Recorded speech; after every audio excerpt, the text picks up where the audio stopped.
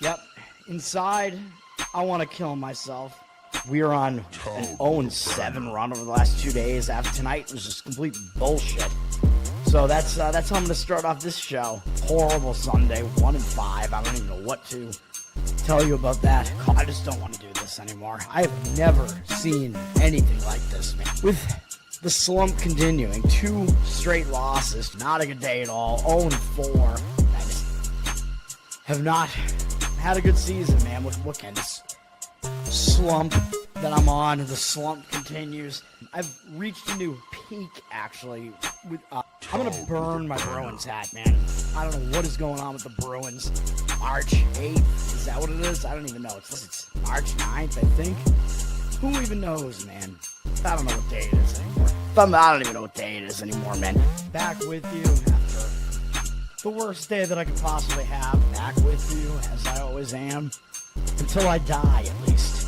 0-2 yesterday, and yesterday did not go well for me. 0-5. The worst month that I've ever had in my 18 years doing this. I don't know what to even tell you about this anymore. What the slump yesterday is. The slump just continues. The slump continues. Somebody fucking kill me, please.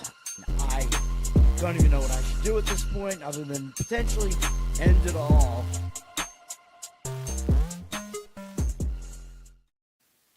What's up, everybody? It's Toad back with you with Toadstool Sports. It is Saturday, March 7th. This is going to be the college basketball show. I'm going to have to come back and do NBA and NHL and see if we have anything additional there. I feel very messed up right now with this college basketball. I'm trying to narrow it down. I got 2 plays that I think I'm going to give out on the show here today.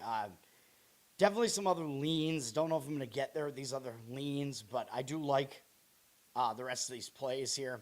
Or I do like the 2 plays I'm going to give out, I should say. Yesterday, horrible day, 1-3, and it should have been a lot better than that, dude. Buffalo, we killed the closing line on that. Like, that line closed 5.5, so you know that we were on the best number there. And it looks like I'm already probably starting to get limited on some of the sites out there. Oh, you're not allowed to bet this much. Yeah, thank you. Although I guess they did approve the one I just put in, but we killed the closing line on that. Buffalo was covering most of that game. They were hanging around in that game, and then they wound up losing by 20. But the game, if you look at it, it was not a blowout like that at all, so I'm not happy about that. Southeast Missouri was even worse because that was a money line play. Dude, they went off like a 4-point favorite in that game. And when I gave you guys that play on the show, it was either minus 2.5 or a very small money line, like minus 120 something. The money line was minus 190 when the game tipped off. We absolutely annihilated that closing number. And then they led the whole game. They had the lead the entire game. They were winning by, I think, 9, maybe 10, pretty deep into the second half. And then they wound up losing the game outright. Basically, the only point where they're losing the game at all is right at the end of the game. And then they intentionally foul. I'm ridiculously pissed. Then the LA Clippers, that was going to be a money line cash, like easy on that. They were winning that game by 20 points in the middle of the game. They were winning the game outright, basically wire to wire. They were winning by 15 points with like 10 minutes to go. And then whatever, like a few minutes later, they're losing the game by 2. They went from having a 90-75 lead in the fourth quarter to being down 97-95. And then they still covered, but they did not win the game. They actually did retake the lead in the final minutes of the game. That should have been an easy outright winner on the Clippers. It was an easy cover, I guess, if you want to call it that. So that was the winner yesterday. And then the Pacers missed by 1 bucket. And if you look at that game was very, very skewed. They ran into a Lakers team that couldn't miss any shots. That was what happened in that game.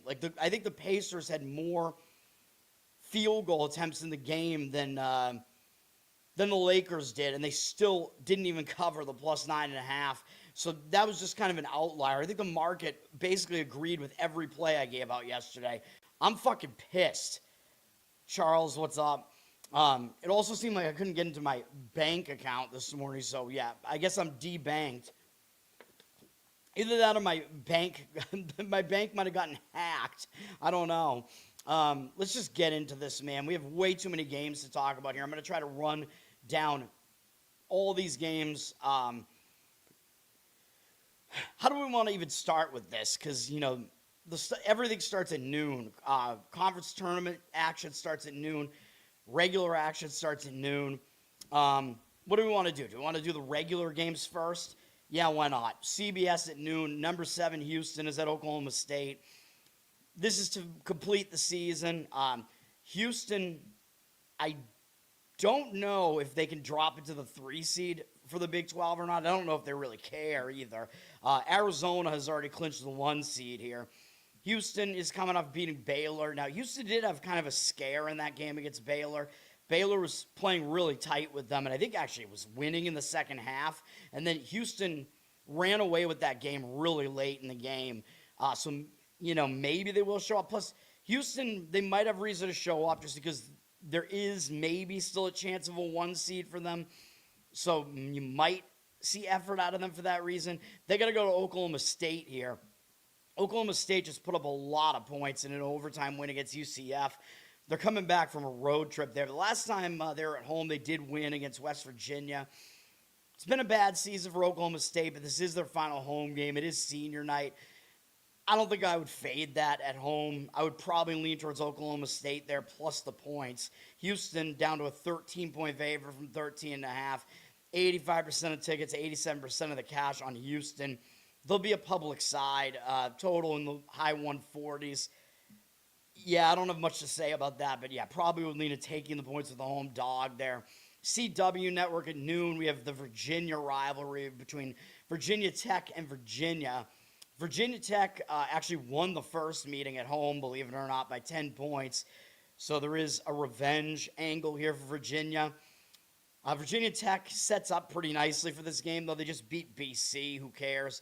And unfortunately, BC is not even going to make the ACC tournament because they're like the one big conference that cuts teams from the tournament.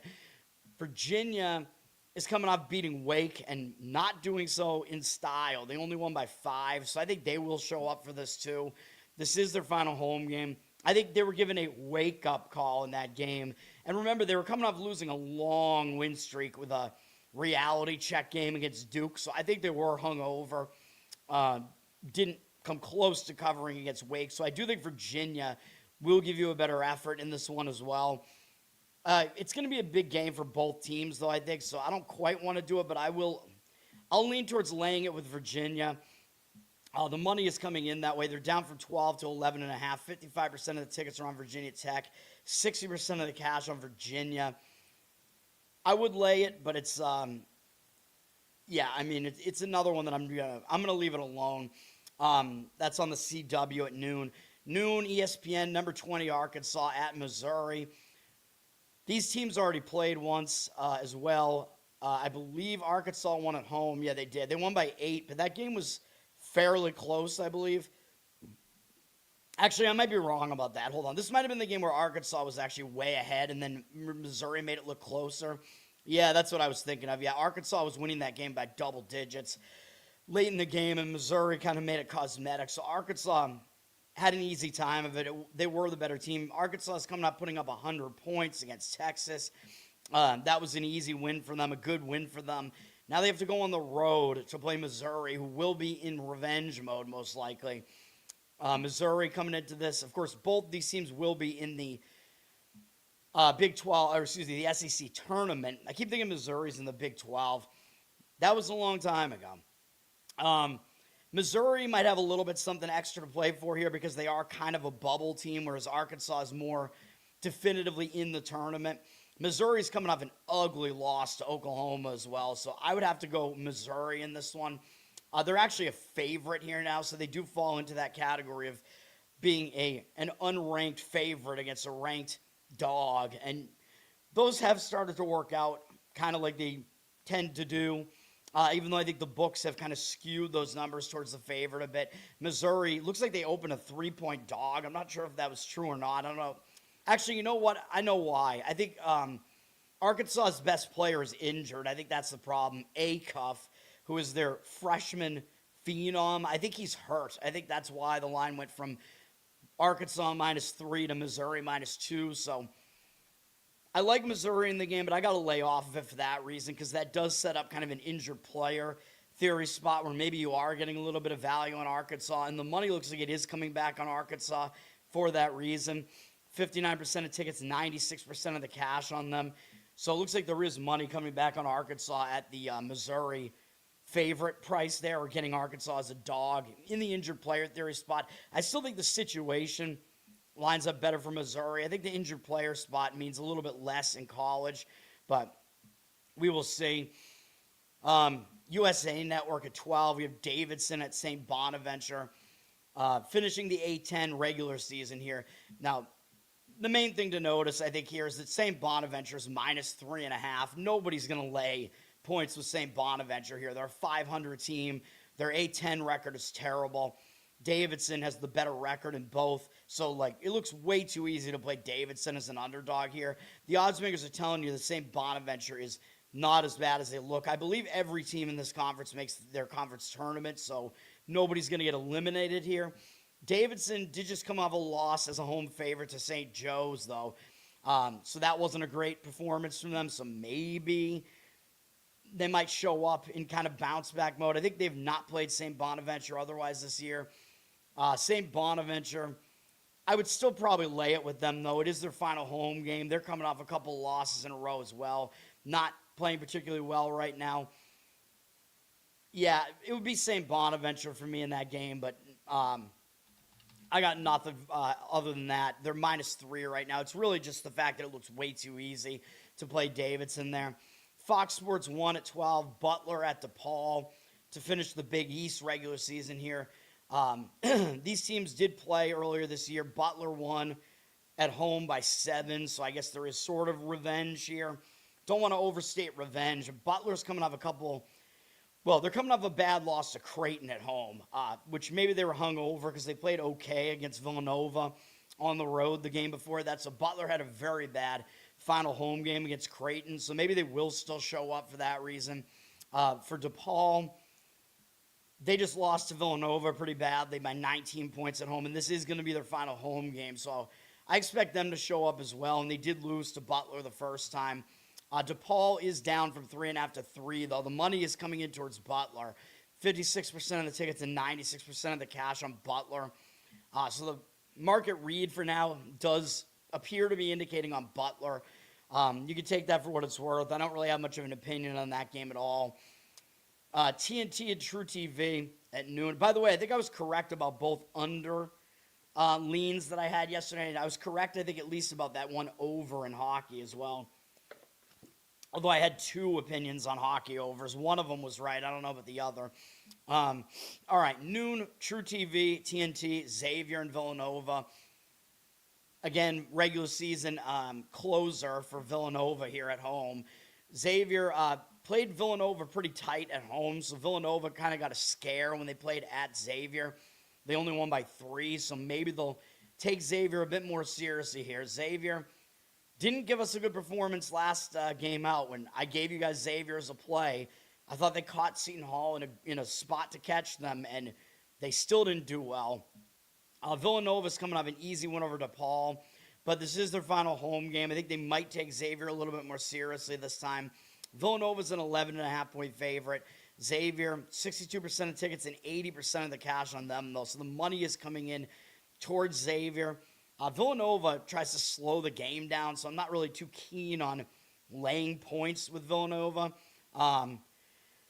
The total is in the 150s, I think, because Xavier tries to speed it up. So we'll see what I would assume that Villanova would be able to slow it down, though. I mean, they're at home. They are the better team. But if they do, maybe it does make sense to lean towards taking the points there. Again, no strong opinion from me there.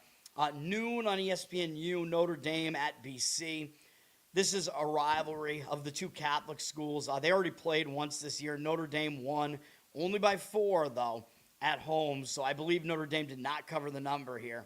Yeah, they were 7.5, so maybe they take BC a little bit seriously for that reason.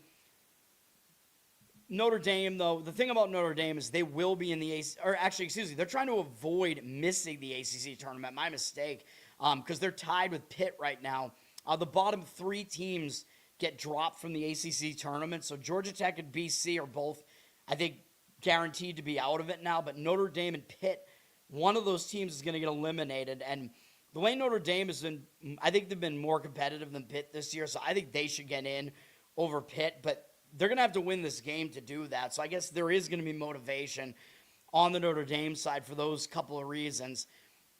But they're having to go to Boston for this, and this is going to be BC's last game because they're not making the ACC tournament. So I think you're going to get an effort out of them. It's their final home game. It's their last game. But they did just have to play a tough game at Virginia Tech. They were, I suppose, still fighting to avoid missing the ACC tournament. They didn't do particularly well in the game. I did get close towards the end. They cut it to 6 near the end. So I guess you could argue that maybe they did put in an effort in that one. This is a tough game to handicap, dude. Notre Dame's a 1.5-point favorite, up from 1, which is basically in line with the home favorite price that they were in the first matchup. This is a really difficult handicap too, man. Yeah. I kind of want to lean towards Boston College because it is their final game that they're playing this season. It's a rivalry, and they get to play spoiler. So I think I would probably lean to BC in that one slightly. Next up, ACC Network. This is one of my best bets. One of them is in regular season play here, and the other is in conference tournament action, where I'm 0-2, so that's awesome.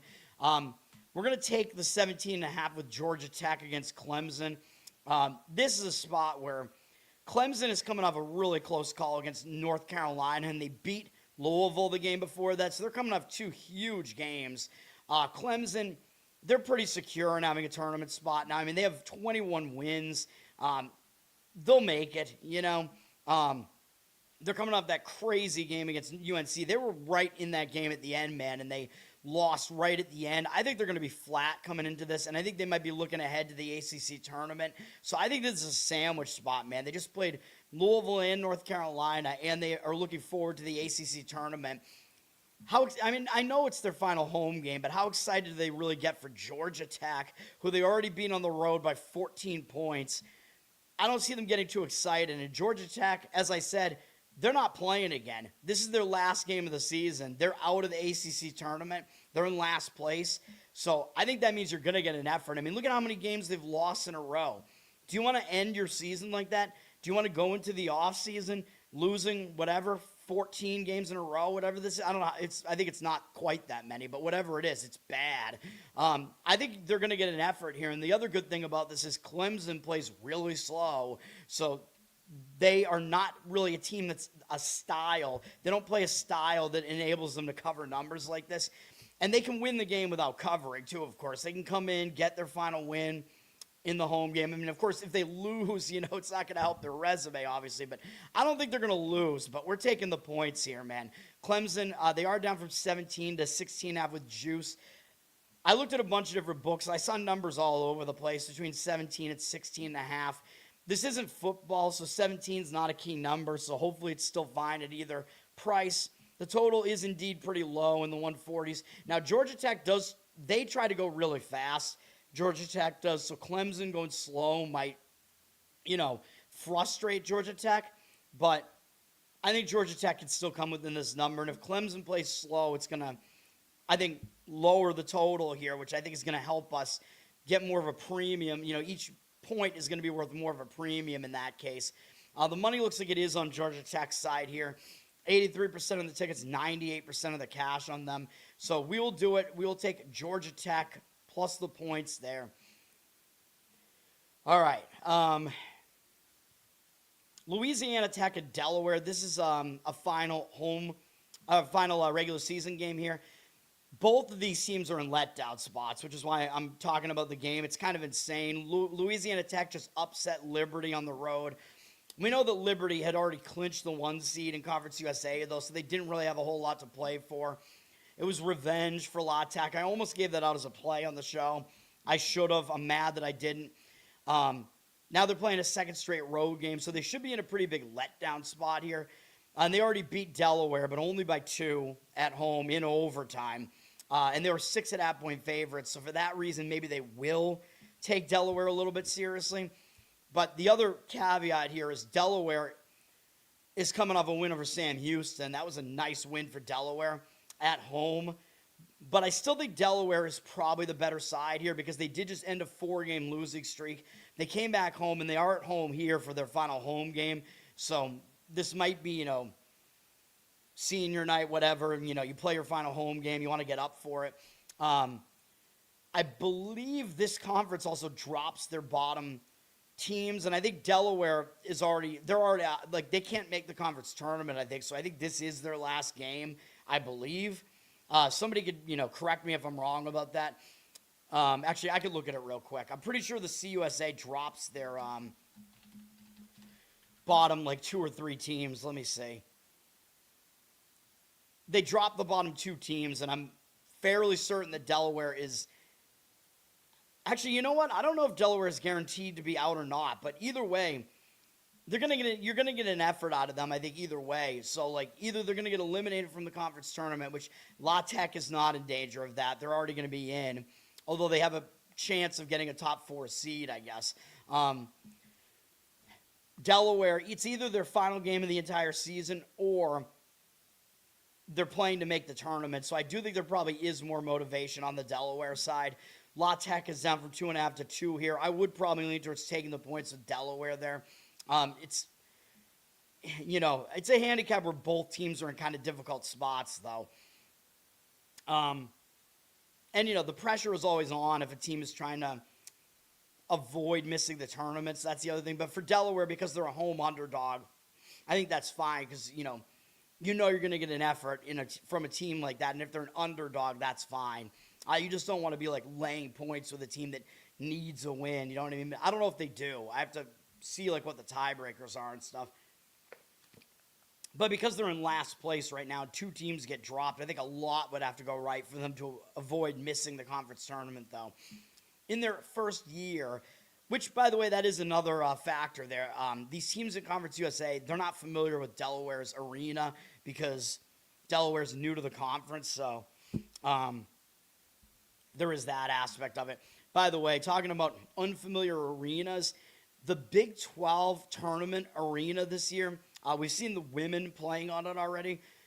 It's a glass floor where there are LEDs in the floor that make the floor a huge advertisement billboard, and they can change what the floor looks like at any time, and the floor is not hardwood. So the ball bounces differently, and because of the visual effects of it, it messes with your sight lines and stuff. I think it's absolute chaos. So I think there might be a lot of unders going on, especially early on in Big 12 games. Talking about the men's when the Big 12 tournament starts.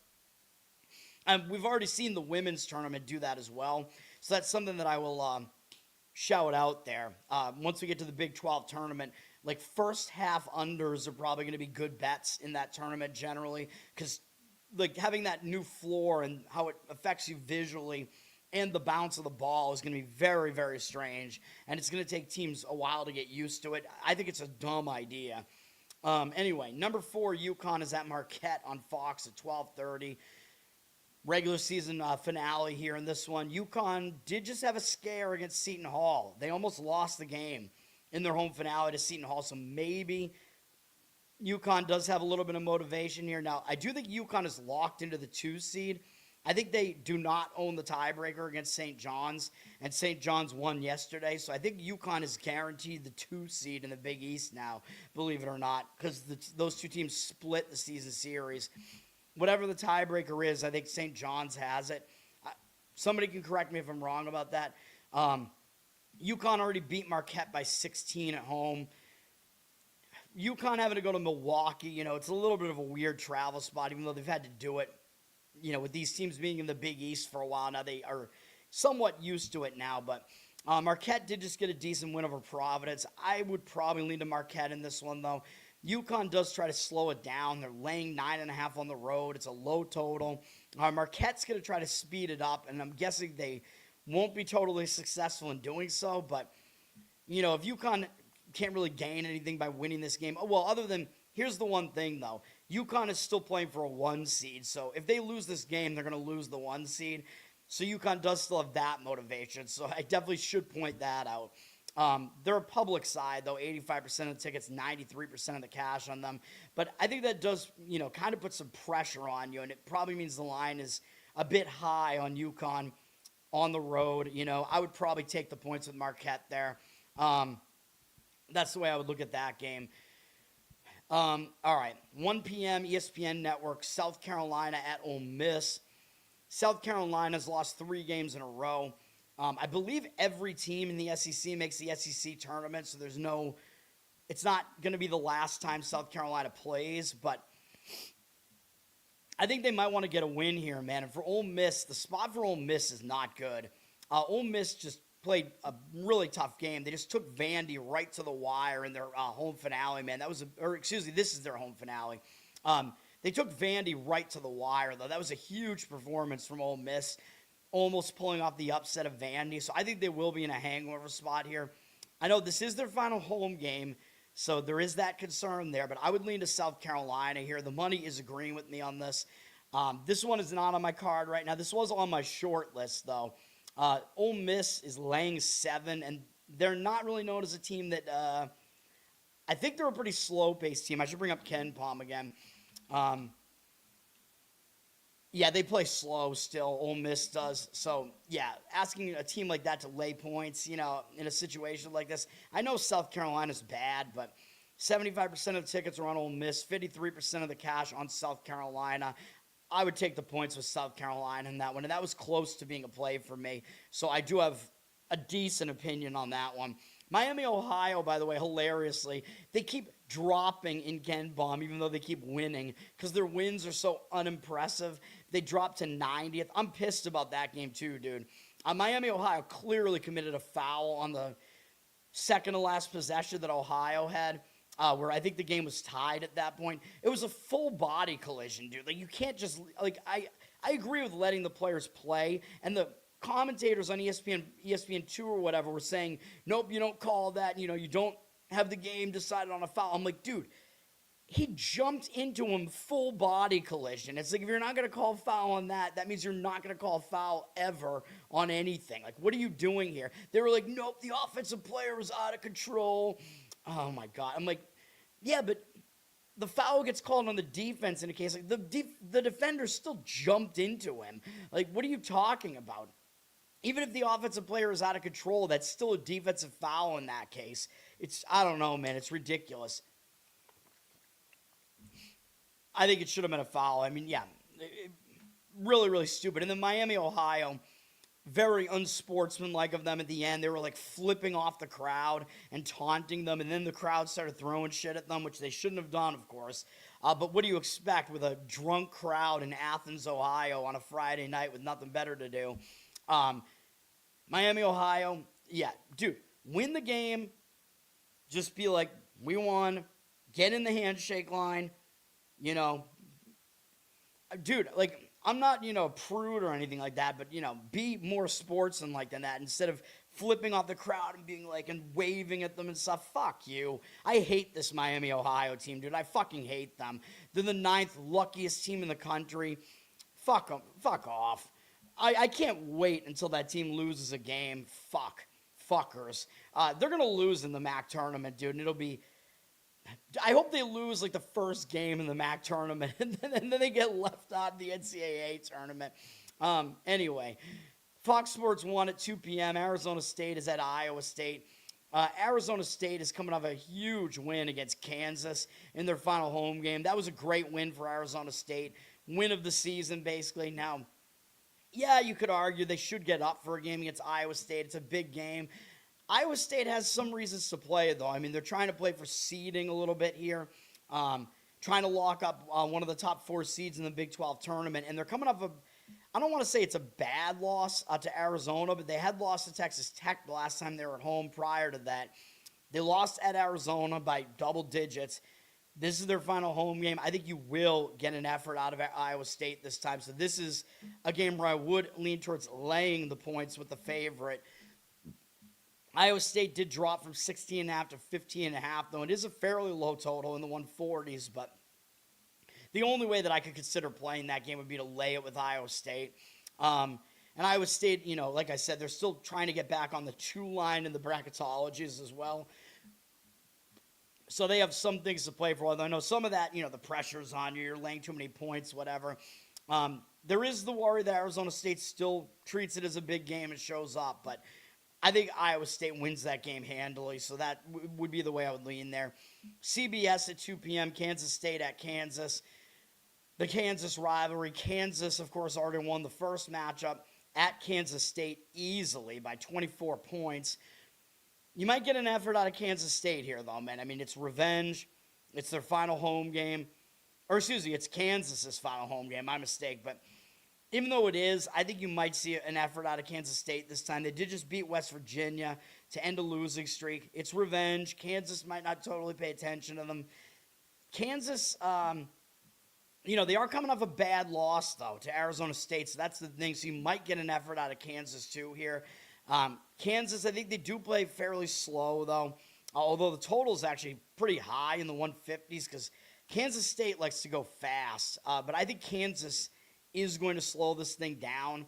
But I would lean towards taking the points with Kansas State. This one's definitely not a play or anything like that. Kansas is a 16.5-point favorite here. We don't really see the percentages yet, but I don't think Kansas is really the type of team to want to lay a ton of points with typically. They're much better on the defensive side than the offensive side, according to KenPom here. Top 10 defense, but outside the top 50 on offense. They do play a little bit faster than I thought, but I think because Kansas State is a fast team, Kansas will want to slow it down a bit because they do play slower than Kansas State. Where is Kansas State even here? They're at 100, gee. They're 8th in the country in tempo, by the way, Kansas State, but they are an unlucky team. Oh, by the way, I forgot to mention for Clemson, they are a pretty unlucky team, but this Clemson team is way better on defense than offense, and they play super slow, as I already mentioned. So that's part of the reason for taking Georgia Tech here. Clemson, outside of the top 70 on offense, even though they're a top 20 defense, they play one of the 30 slowest paces in the country. So that's what we got going on there. Georgia Tech is, where are they at here? They're 169th in the country, which is, of course, not great. But they're actually decent defensively. They're 129th on defense, Georgia Tech, so they can defend a bit. I know they try to go fast, but they're also a fairly unlucky team, even though I know Clemson also is. But we don't have much to go on with the luck index there. So, yeah, Georgia Tech, just talking about that play once more, because they usually give the KenPom info out. Louisville at number 22, Miami, 2 p.m., ESPNU. Louisville is a hard team to gauge, man. They're just all over the place because they rely on threes to such a degree. They did just get a win against Syracuse in their final home game. I don't think they played Miami otherwise this year. I think they will show up for a game against Miami. I mean, Miami's a ranked team, but I would bet that KenPom has Louisville ranked higher than Miami. He does. He has them 16th in the country and Miami 28th.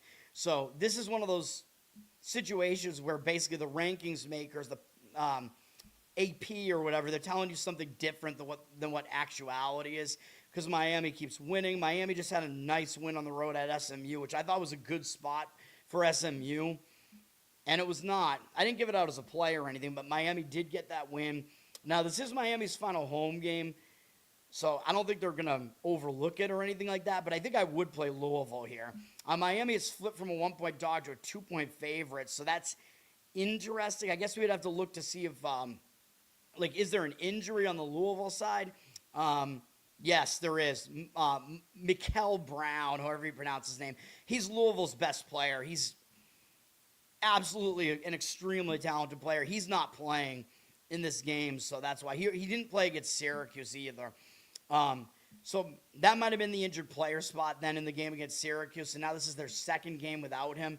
So maybe you see a little bit of a step back for Louisville there because he is a really good player. But 67% of tickets on Miami, 89% of the cash on Louisville. I would still lean Louisville as well here.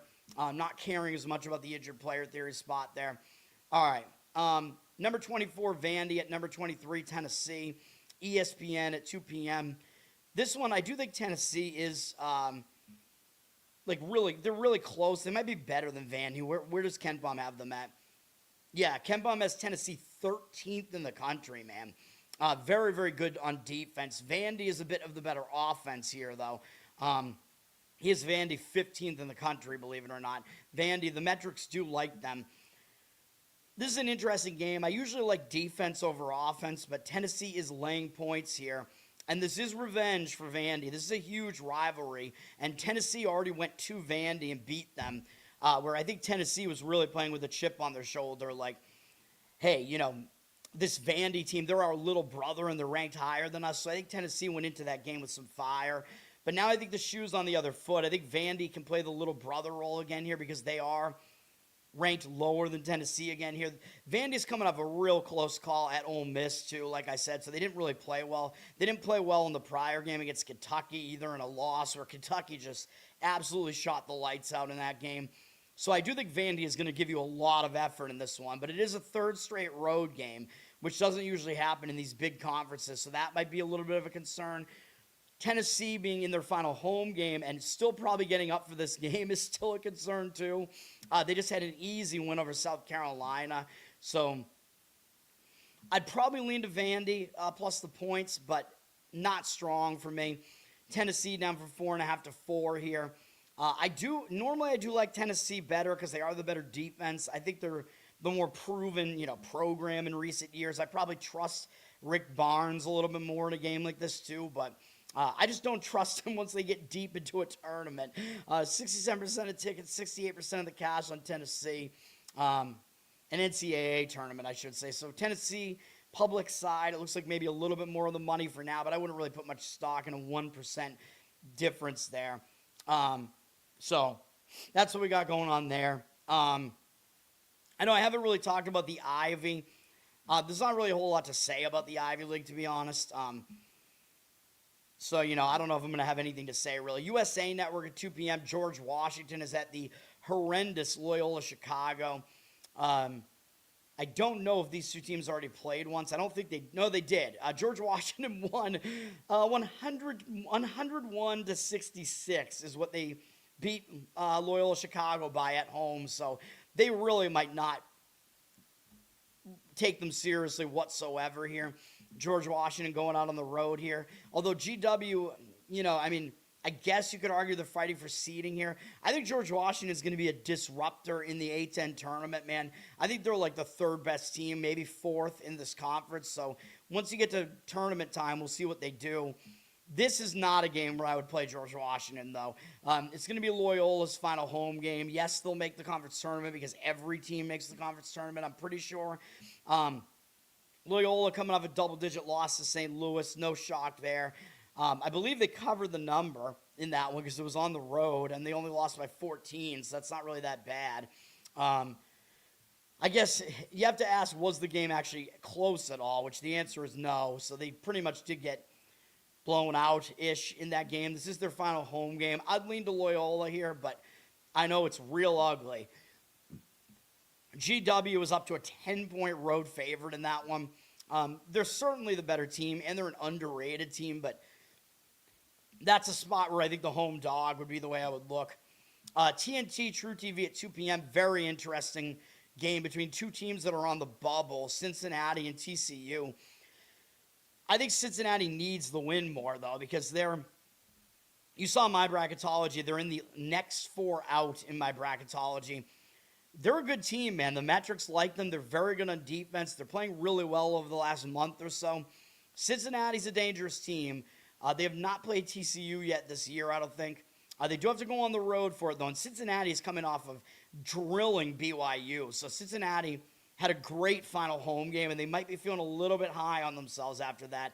Having to go to Texas, a bit of a weird travel spot here, so maybe that'll affect them. They've been pretty decent on the road, though, to be honest. Like, they did win at Kansas. So, they have had some road success this year. TCU is coming off a huge win, though, over Texas Tech. TCU is basically, they've all but ensured themselves a tournament spot. I mean, I don't think a 20-win Big 12 team is going to be left out. I highly doubt it. So, yeah, I mean, I think Cincinnati needs the game more, and I know need does mean that the pressure is on you. So, you might be an overvalued commodity, but in this case, Cincinnati's going to be an underdog. So I think Cincinnati is the way to look here. TCU coming off that nice win at Texas Tech. That was a win here on the show as well. Gave that out as a winner. So you could potentially see maybe more of a letdown from TCU than you would from Cincinnati here, because they've all but pretty much ensured themselves a tournament spot, although it's not completely definitive. And you do have to worry about bubble stealers, in some of these conference tournaments. But I would lean to Cincinnati here. TCU is a 2-point favorite. I know final home game, a lot of times you do get up for it, but yeah, I like Cincinnati here. 50% of tickets, 94% of the cash on them. Not on my card, but I would take the points with them. SMU at Florida State on ACC Network at 2 p.m. SMU has lost 3 games in a row, and they're falling fast, man. They're on the verge of falling out of the tournament. If they get one more win, they're a 20-win ACC team. I don't know, because the ACC team's not as good, and California's probably not going to make it, and they're one of those. SMU, man, they needed that win over Miami, and it didn't happen, so I don't know what's going to happen here. You might see them hung over a little bit after that loss, but they probably know that they need to put in an effort here too, man, so I could see it going both ways. Like, will you get a deflated SMU team here, or will you get a lot of effort out of them here? I'm not sure. Now, SMU did only beat Florida State by 3 at home, and SMU were double-digit favorites in that game. So they did get a scare the other time they played Florida State, so they might take Florida State seriously. Florida State's also been playing fairly well recently. We'll see. They might be able to pull something in the tournament, man. Like, in the ACC tournament, I think if any one of these teams is kind of a dark horse, so we'll talk about it when the tournament structure is set up, but Florida State could be a team that might make some noise in that tournament. Florida State did just beat Pitt, only by 1 on the road, and now they're back at home for their final home game. So I think you're going to get an effort out of Florida State here as well, because they just got a scare from Pitt, and this is their final home game. And it's technically revenge for the earlier season loss too. So I'm not doing anything with this game.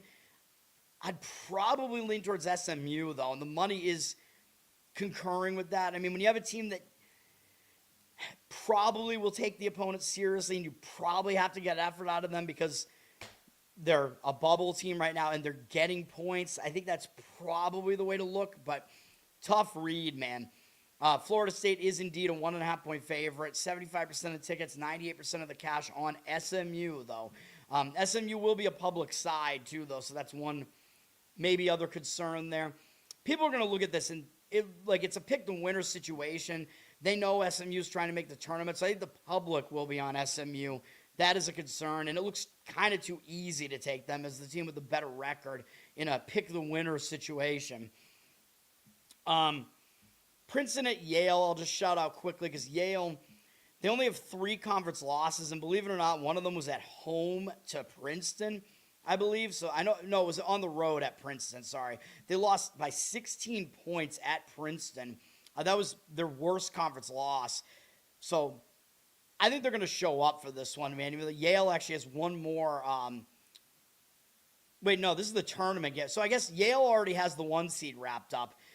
So I think seeding-wise, Yale doesn't need to win this game because they're already the 1 seed. We already know they're going to be playing Cornell. So there is all that. And it's, like I said, that is actually what's happening. They have to play Cornell in Ithaca in the Ivy tournament. I don't know why the Ivy tournament is set up that way. Like, why would you screw your best team like that, man?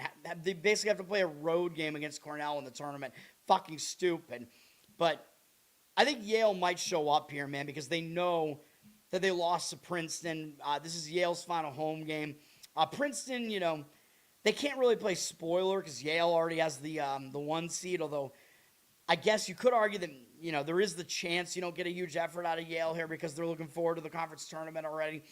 Princeton just ended a long losing streak and probably will show up because it's the last time they're playing this year. So it's an interesting handicap. I don't want anything to do with the game. Yale's a 14-point favorite, though.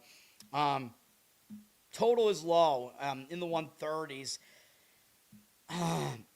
It's a difficult read, man. I probably would actually still lean towards taking the points with Princeton in that one. I don't think the revenge angle is enough for Yale to cover a huge number like that when they have bigger things to do, and Princeton might go all out for their last game. All right. Sam Houston and Liberty, this game doesn't really have too many ramifications because Liberty, these teams are already both locked into their seeds in the CUSA. Liberty's already the 1 seed. Sam Houston already the 2 seed. Doesn't matter what happens here. Liberty did already win at Sam Houston, so there is a road revenge angle here for Sam Houston. Liberty, final home game, so maybe they get up for that reason, but I don't know. I think the road revenge angle might be stronger. Sam Houston, they did lose a winning streak, though, so I don't love that. They lost a 5-game win streak. When teams lose win streaks, a lot of times they will be hung over.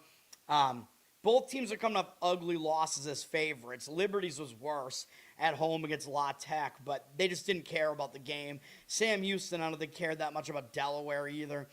Maybe they were looking ahead. Maybe this Liberty game does mean a little bit of something to Sam Houston for revenge purposes and whatever. Liberty, it's possible that neither of these teams want to show anything in case they match up in the conference tournament, but we'll see. Of course, there's a decent chance one of those teams one or both get knocked out of the conference tournament early on because it's a bad conference overall, man. It could be chaos.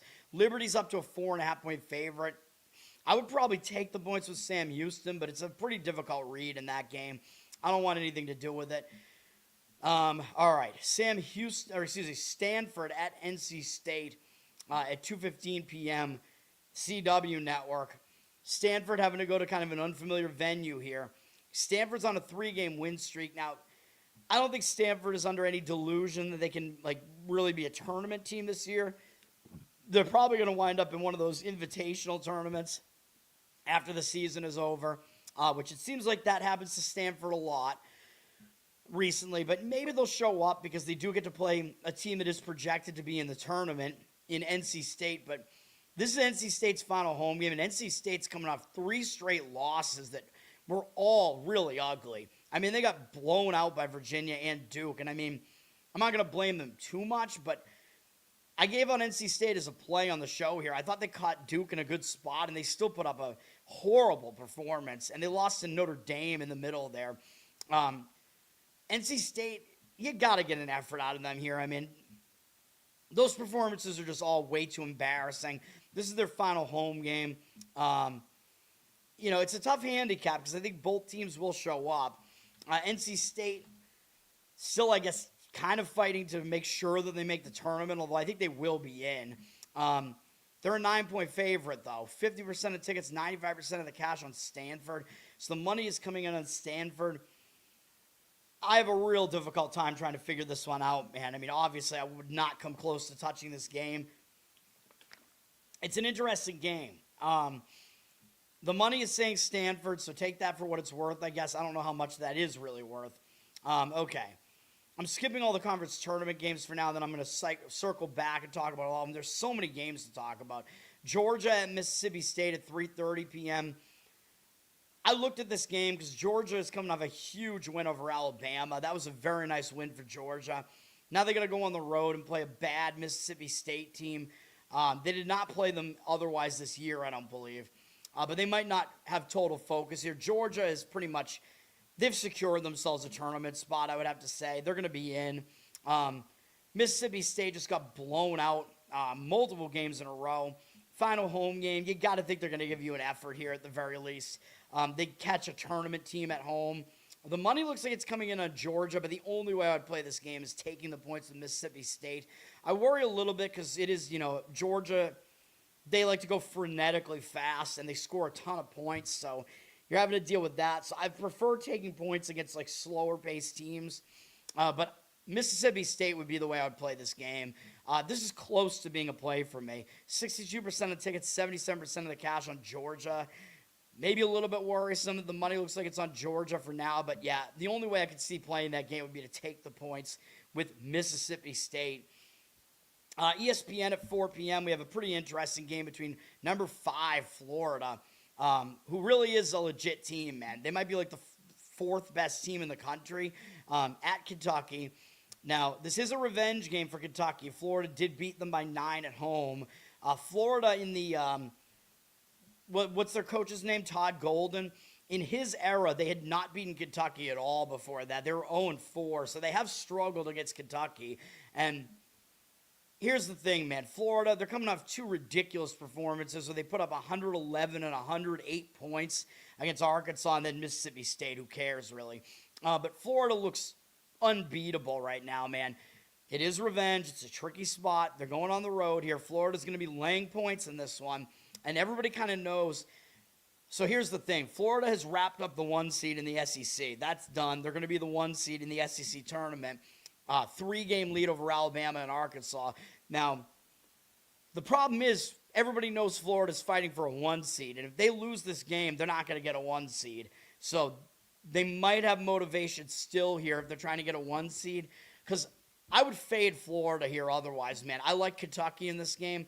That's still the way I would lean in this game, but I worry a little bit that Florida might still have motivation because they've been bad against Kentucky, in recent years, and the 1 seed is really kind of the motivator there. But you are asking them to lay points on the road. Kentucky's coming off a loss that was a win I gave out on the show on Texas A&M. Kentucky was coming off beating Vandy, and they had this huge Florida game on deck, so they were in a pretty clear sandwich in that one. They took the loss. Now they got their final home game here. This is a game where it does look really easy to lay the points with Florida.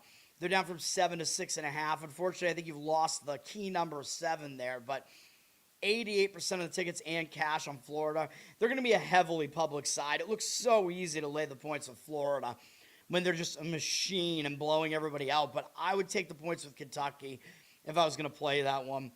It's not on my card, but All right, CBS at 4 p.m. Wisconsin is at number 15, Purdue.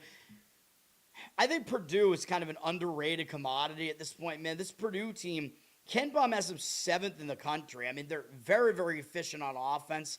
They're not very good on defense. They're the worst defensive team in KenPom's top, inside his top 20, inside his top 15, I should say. But I think there's a lot of Purdue disdain right now because they keep losing at home. But I think that's exactly when you're going to see them win a game at home. You know what I mean? Oh, last time they were at home, they lost again to Michigan State. Yeah, but again, look who they lost to at home. They lost to Michigan State, Michigan, Illinois, and Iowa State, I think. Yeah, so those are their 4 home losses. Purdue's lost more at home than they usually do, but what's the common thread between all those teams they lost to at home? Oh, yeah, all of them are in KenPom's top 10. Michigan State, Iowa State, Illinois, and Michigan. So those are all elite teams pretty much that Purdue lost to at home. Wisconsin is not elite. They're 25th in KenPom, so Purdue should not lose this game, I wouldn't imagine. Wisconsin, we got to see what's going on with Winter. As I mentioned, their big man. I'm guessing he's not going to play in this game. He's considered day-to-day, but because, they want to get him ready for the tournament and whatever, Wisconsin might actually rest him in this game. They just blew out Maryland. Wisconsin might start looking ahead to the conference tournament. I think there's I don't even know if there's an outside chance they can get a top 4 seed. I think Wisconsin, they're pretty much, locked into either the 5 seed or the 6 seed in the Big Ten tournament.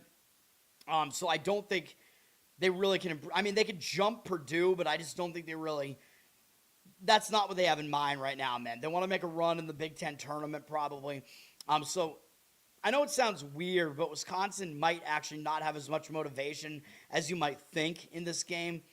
I don't believe they played, or no, they did. Wisconsin did lose to Purdue at home earlier this year, so I guess there is maybe a road revenge motive here, and I guess you could make the argument that, with their injured player out, maybe they'll show up with better effort here with their best player, one of their best players out.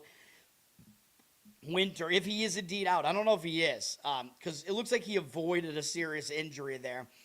Good for Wisconsin. For Purdue, Purdue's coming off a scare, dude. They haven't been playing well. They lost the last game at home to Michigan State, although Michigan State's very good. They went out on the road, lost to Ohio State, and then they almost lost to Northwestern. Although I keep telling you, Northwestern's not as bad as they look. Northwestern could be an interesting team in the Big Ten tournament, man, because I think they're the most underrated team in the entire conference. They're not anywhere close to as bad as they look.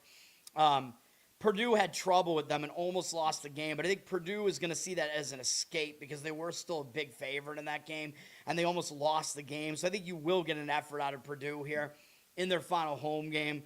I don't know if they have a shot to get one of the top 4 seeds in the conference or not. Purdue's kind of playing for tournament seeding as well, though. The money's coming in on Wisconsin, but I kind of disagree. I think I would lay it with Purdue in this one. Purdue's an 8.5-point favorite. 52% of the tickets are on them, 59% of the cash on Wisconsin, but I kind of disagree with that read there. USA Network at 4 p.m. Number 25 St. Louis is at George Mason in the Atlantic 10 regular season finale. All the games I've talked about so far are regular season.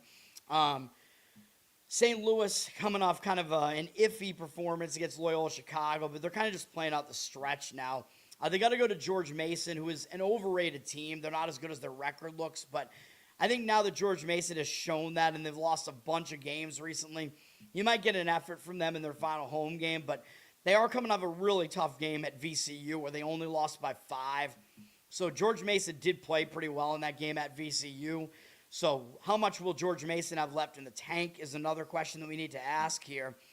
George Mason, 67% of tickets and only 58% of the cash. So they actually look like a public underdog here, believe it or not.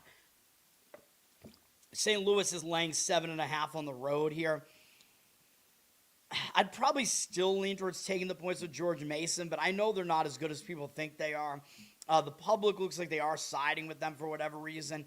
Maybe thinking, oh, this is going to be a sneaky underdog pick here. I don't know. But St. Louis is also not that familiar with a lot of these road venues, so they have been tripped up on the road. I think St. Louis, like their actual conference losses have come on the road, including at Rhode Island and Dayton. Dayton is better than George Mason. Rhode Island is not, though. I don't think. So, it's a tough game to handicap in that one, too. New Mexico and Utah State is a pretty good game, man. It's not on TV because CBS Sports is covering like Missouri Valley and stuff in conference tournament action. This game would be on TV otherwise. I'm surprised it's nowhere because this is a good game. New Mexico, I gave you guys Colorado State against them in their last game. New Mexico took the loss in that game, so they might be in bounce-back mode after that. They did lose at home badly to Utah State earlier this year by 20 points, so they might show up with some vengeance in this one. The problem is Utah State is coming off a horrible loss at UNLV, 92-65. That's one of the worst losses that you'll see from this Utah State team. I mean, that's a crazy bad loss. And this is their final home game, so you got to think the Utah State's going to give you the effort, too. I don't believe they've locked up the 1 seed yet in the Mountain West. New Mexico's still kind of in the mix there, fighting for seeding as well. So, very interesting game where I think both teams are going to show up. Utah State's a 7.5-point favorite. Utah State's coming off the worst loss for sure. And it is their final home game, but it is a big road revenge game for New Mexico. I kind of think I would lean towards taking the points with New Mexico there, but it's really not a strong opinion from me there. Both teams are kind of known for scoring, but maybe an under could be in the cards in that one. Total's fairly high at 157.5, but if it's like a playoff type of atmosphere, maybe you see something like that. I don't know, man. ESPNU at 4 p.m. Florida Atlantic is at Wichita. FAU, I think they were injured earlier in the season, and now they're kind of coming together, and they could be a dangerous team in the American Conference Tournament here. They already beat Wichita earlier this year, 85-67 at home, so they did win in a blowout, basically. So there is kind of a revenge motive for Wichita here on Wichita's floor. FAU having to go to Wichita is kind of a weird travel spot, but FAU is coming off a really bad performance. They're coming off an escape where they almost lost at home to Charlotte, so that's not great for them. It's good for them in this game because they might show up with effort. Wichita just won on the road at UTSA, but they do have momentum. It's their final home game. It's a revenge game for them, so I don't see them not showing up in this one. Wichita, there is still seeding, I think, sort of, for both these teams to play for here. These teams fighting for, some sort of seeding. I don't know how much that really matters, though, in the conference tournament. They'll both be in the tournament. I don't know if every team in the conference makes the tournament or not, but they'll both be in it, and rightfully so. I mean, these are two of the top 5 or so teams in the conference, I would say. Wichita up from 6.5 to 7.5 here, so some money has come in early on Wichita. I don't really disagree with that. You know. All right. Boise at Colorado State. Yeah, I mean, I talk about all these games, man. I only give out very, very sporadic plays because I don't have much of a read for most of these games are not strong enough. Being very selective here. Boise just beat San Diego State. That was a huge win for them, so that could put them in a letdown spot here. And they already beat Colorado State by 6 at home. They may not have covered the number in that one. Colorado State was not playing as well then. Boise did actually cover, sort of. They're 5.5-point favorites there. So I guess there is a little bit of revenge for Colorado State here. It is their final home game. So all of those things are pointing towards Colorado State. But the problem is Colorado State's coming off a really nice upset win on the road at New Mexico. So they could be in a letdown spot here too. They're on a real nice roll, though. Colorado State's the hottest team in this conference right now. They've won 8 games in a row. Granted, most of those were against bad teams, but they still did beat San Diego State and New Mexico in there. And they beat UNLV, who's been beating a lot of good teams in the conference this year. What do we do with this one? Colorado State's a 1-point favorite up from a pick'em, but they got 75% of the tickets and only 64% of the cash on them. So the money looks like it's fading Colorado State here. I think there are more factors in favor of Colorado State here, though. I think I would probably lean towards them, towards Colorado State, like money line in that game. But, of course, that is not going to make my card. I don't want to go against a market read like that either, really. ACC Network at 4 p.m. Cal at Wake Forest. Cal, I mean, I don't know how much of a chance they have to make the tournament at this point. They did win at Georgia Tech in the last game. Now they got to go to Wake to finish the season. Cal, I guess you could still consider them to be a bubble team, so maybe they'll still show up for that reason. Wake, coming off a close call against Virginia, man. So Wake really put in a huge effort against Virginia and fell short. So this is their final home game, so you might get an effort out of Wake for that reason. But they will, I think they will make the ACC tournament. I don't think they can be left out of the ACC tournament at this point. So we will see Wake there. So, coming off that huge effort against Virginia, I don't know what their effort is going to look like in this one, even though it is their final home game. Cal has kind of more reason to show up for bubble purposes, but everybody knows that. But Wake is actually a favorite. They're actually a 5.5-point favorite. So this game kind of gives me whiplash as far as like what I think about it. 57% of tickets, 57% of tickets, and 63% of the cash on Cal. I think I would take the points with Cal here because Wake is coming off that really big effort against Virginia.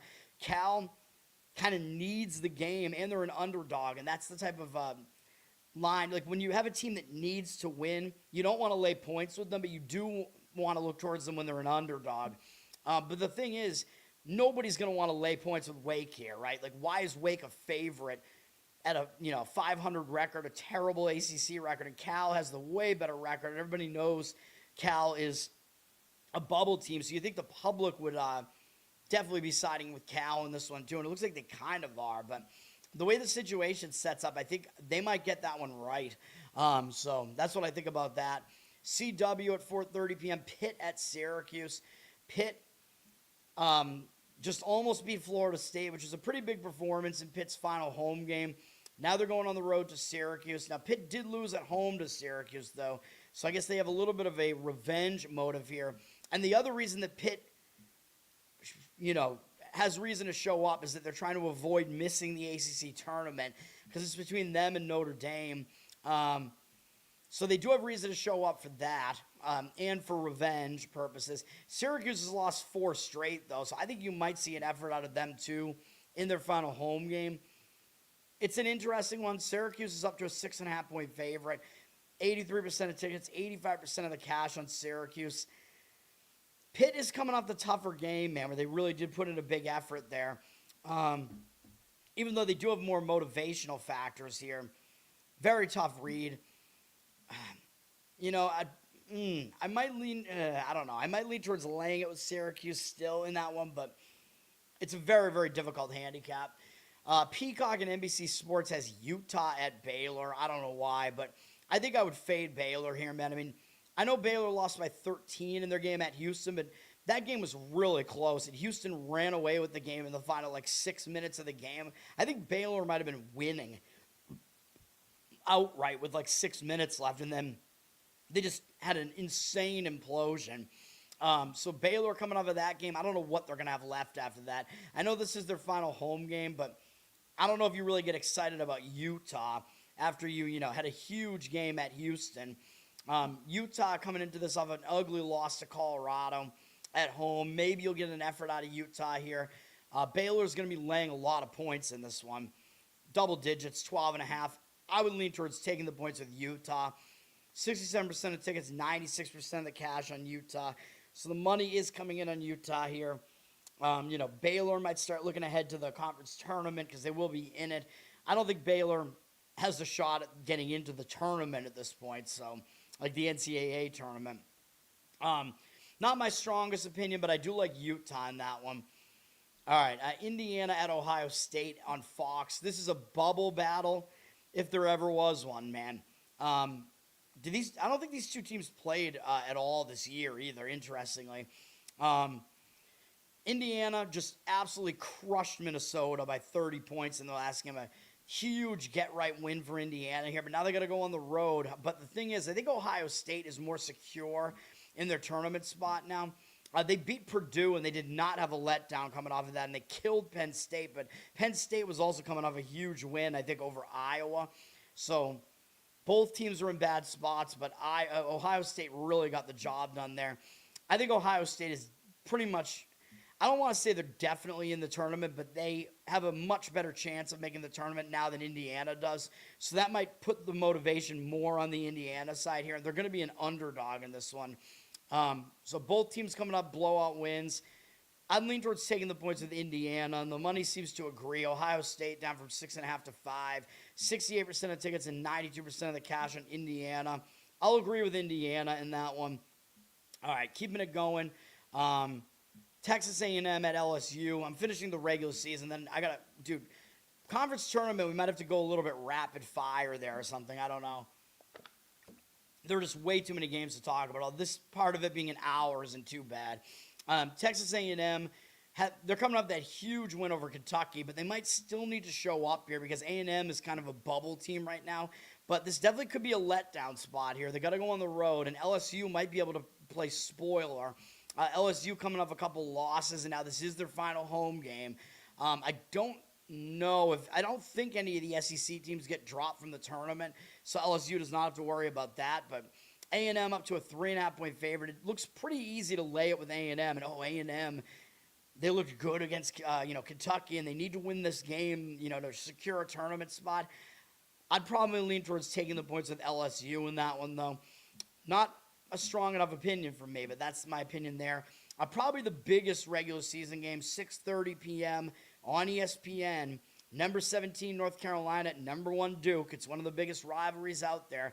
North Carolina, even though I think they're underrated, they managed to get the win at home against Kentucky. Now, North Carolina got some bad news that Caleb Wilson injured himself in practice, and now he's going to miss the rest of the season. So he's not coming back. So that's one of North Carolina's best players who hasn't played for a while now, but he's not coming back now. There is a chance that is it's not a positive, but the silver lining with that is that North Carolina can just move forward. We know we're not going to have him now, right? So you're not going to be guessing this whole time, like, when is he coming back or is he coming back? No, this is going to be your team, so you move forward with it. Now, North Carolina's coming up beating Clemson. That was a pretty big win for them. Although you could argue that I guess they had a close call as a favorite too, but I believe they still covered the number, although it was kind of BS at the end of that game. I think there was some dumb foul at the end of that game or something that they covered on. They're going to get up for the game against Duke, obviously. It is a rivalry game, but Duke is not going to take them lightly this time because Duke, they only have one conference loss, and it was to North Carolina, so obviously they're going to remember that. Even though Duke is coming off absolutely annihilating basically all of their recent opponents, I just don't see much of a reason why that won't happen again here. This is their final home game, and the revenge factor, I think, is a reason for them to actually show up in this one. Duke is likely they're not in danger of losing a 1 seed or anything like that. But I still think there is motivation on the Duke side here. I would probably lay it with Duke. People are also going to think, oh, this is a ranked matchup. UNC Duke, North Carolina won outright in the first game, and you're telling me they're getting 17.5 points? Like, I think the public is going to think this number looks really, really high, and Duke does play slow, but they've been covering all these numbers recently. Although prior to this recent run, Duke was failing to cover in most of their games. So which Duke is going to show up here? 56% of tickets and 73% of the cash on Duke. I agree with that money. I would lay it with Duke in this one. I think they are that much better than North Carolina. I think North Carolina is overrated, and Duke is a legit team. Like, the top 2 teams in the country are Duke and Michigan. I think there's, pretty much no debate about that. Duke, is completely elite. So, and, when this is, a revenge game that might actually matter, I think Duke probably gets the job done and covers in that one. Okay. Almost done talking about the regular season games. You do have the Iron Bowl basketball edition, part 2, 8:30 p.m. on ESPN. Auburn at Alabama. This is going to be a big one. Number 16, Alabama. Alabama is coming off a loss to Georgia. Alabama, we know they're going to be in the tournament, though. It's basically just, will they be a 4 seed or a 5 seed? They're already locked into one of the top seeds in the SEC tournament, too, so they already get the maximum number of buys, I think, in the SEC tournament. Whether they get a 2 seed or a 3 seed, I don't think that matters. So I think they're going to land in one of those spots. They did just lose a long win streak, and I talk about that. When you've won 8 games in a row, and then you take a loss in a pretty hard-fought game, I think that could hang you over a little bit because you're not really used to losing. They had a huge game against Tennessee and revenge the game before that too. So they're coming off 2 pretty big games. I know this is their home finale here, but this game absolutely means more to Auburn. This is also road revenge because Alabama went into Auburn. And by the way, Auburn was a favorite in that game, if you don't remember. Auburn is one of the most underrated teams in college basketball, man. They face an extremely difficult schedule. They've had some close losses. They've had some losses they shouldn't have taken. Auburn was a 2.5-point favorite in that game at Alabama. And now look at at Auburn. And now Alabama's a 7.5-point favorite here, although they're down from 8.5. The money looks like it's all coming in on Auburn, and that's the thing. Auburn is absolutely in desperation mode here, and they're in road revenge mode. Alabama, I don't really think they have as much reason to really go all out in this game. Auburn needs the game way more, and they're getting points on the road here. They're a lot better of a team than people think they are. Auburn also plays fast, so Alabama going fast is not going to throw Auburn out of the style they want. They play fast as well. 68% of the tickets are on Alabama, 87% of the cash on Auburn, though. So the money is coming in on Auburn. I agree with it. I would take the points with Auburn in this one. And then, let me see. First game, what was the final again? It was high scoring, 96-92, because I was going to say an over, just the style of this matchup kind of makes sense to look over. Total at 176.5. If Alabama doesn't have a full effort here, their defense might be even worse than it usually is, because Alabama's not very good on defense, although Auburn is also poor defensively. They're worse than Alabama on defense. Alabama's elite on offense, and Auburn is very good on offense as well. Auburn is like mini Alabama, you know what I mean? Like, they do the same thing as Alabama. They're just not as good at any of it. But in this case, I think Auburn is the right side, plus the points. Yes, North Carolina overrated. Just don't tell Garrett about that. All right. Before I get into all this conference tournament action, Oklahoma at Texas in the Red River Rivalry, where Texas won the first meeting at Oklahoma by 10. So there is a road revenge motive for Oklahoma here. Oklahoma's playing decent basketball recently. They've won 3 games in a row. They just crushed Missouri, which was a nice win for them at home. But they do have road revenge on the mind here, going out on the road. Texas is still kind of a bubble team, though, so Texas can't really afford to lose this game. And Texas is having their final home game. They're coming off a loss to Arkansas. That was a pretty ugly loss, even though Arkansas is good. Texas lost by 20 points. It's a tough read in this one. The money's coming in towards Oklahoma. Oklahoma does get to play spoiler against their rival, though. Like, if they could potentially beat Texas and hurt Texas's tournament chances, I think Texas should absolutely be in. Texas, power ratings-wise, they're good enough. They're 33rd in KenPom. Out of all the, like, bubble teams or whatever, Ohio State actually is the best at 27th now, but next behind them is Texas. So I think both of those teams should get in. 83% of tickets, 95% of the cash on Oklahoma.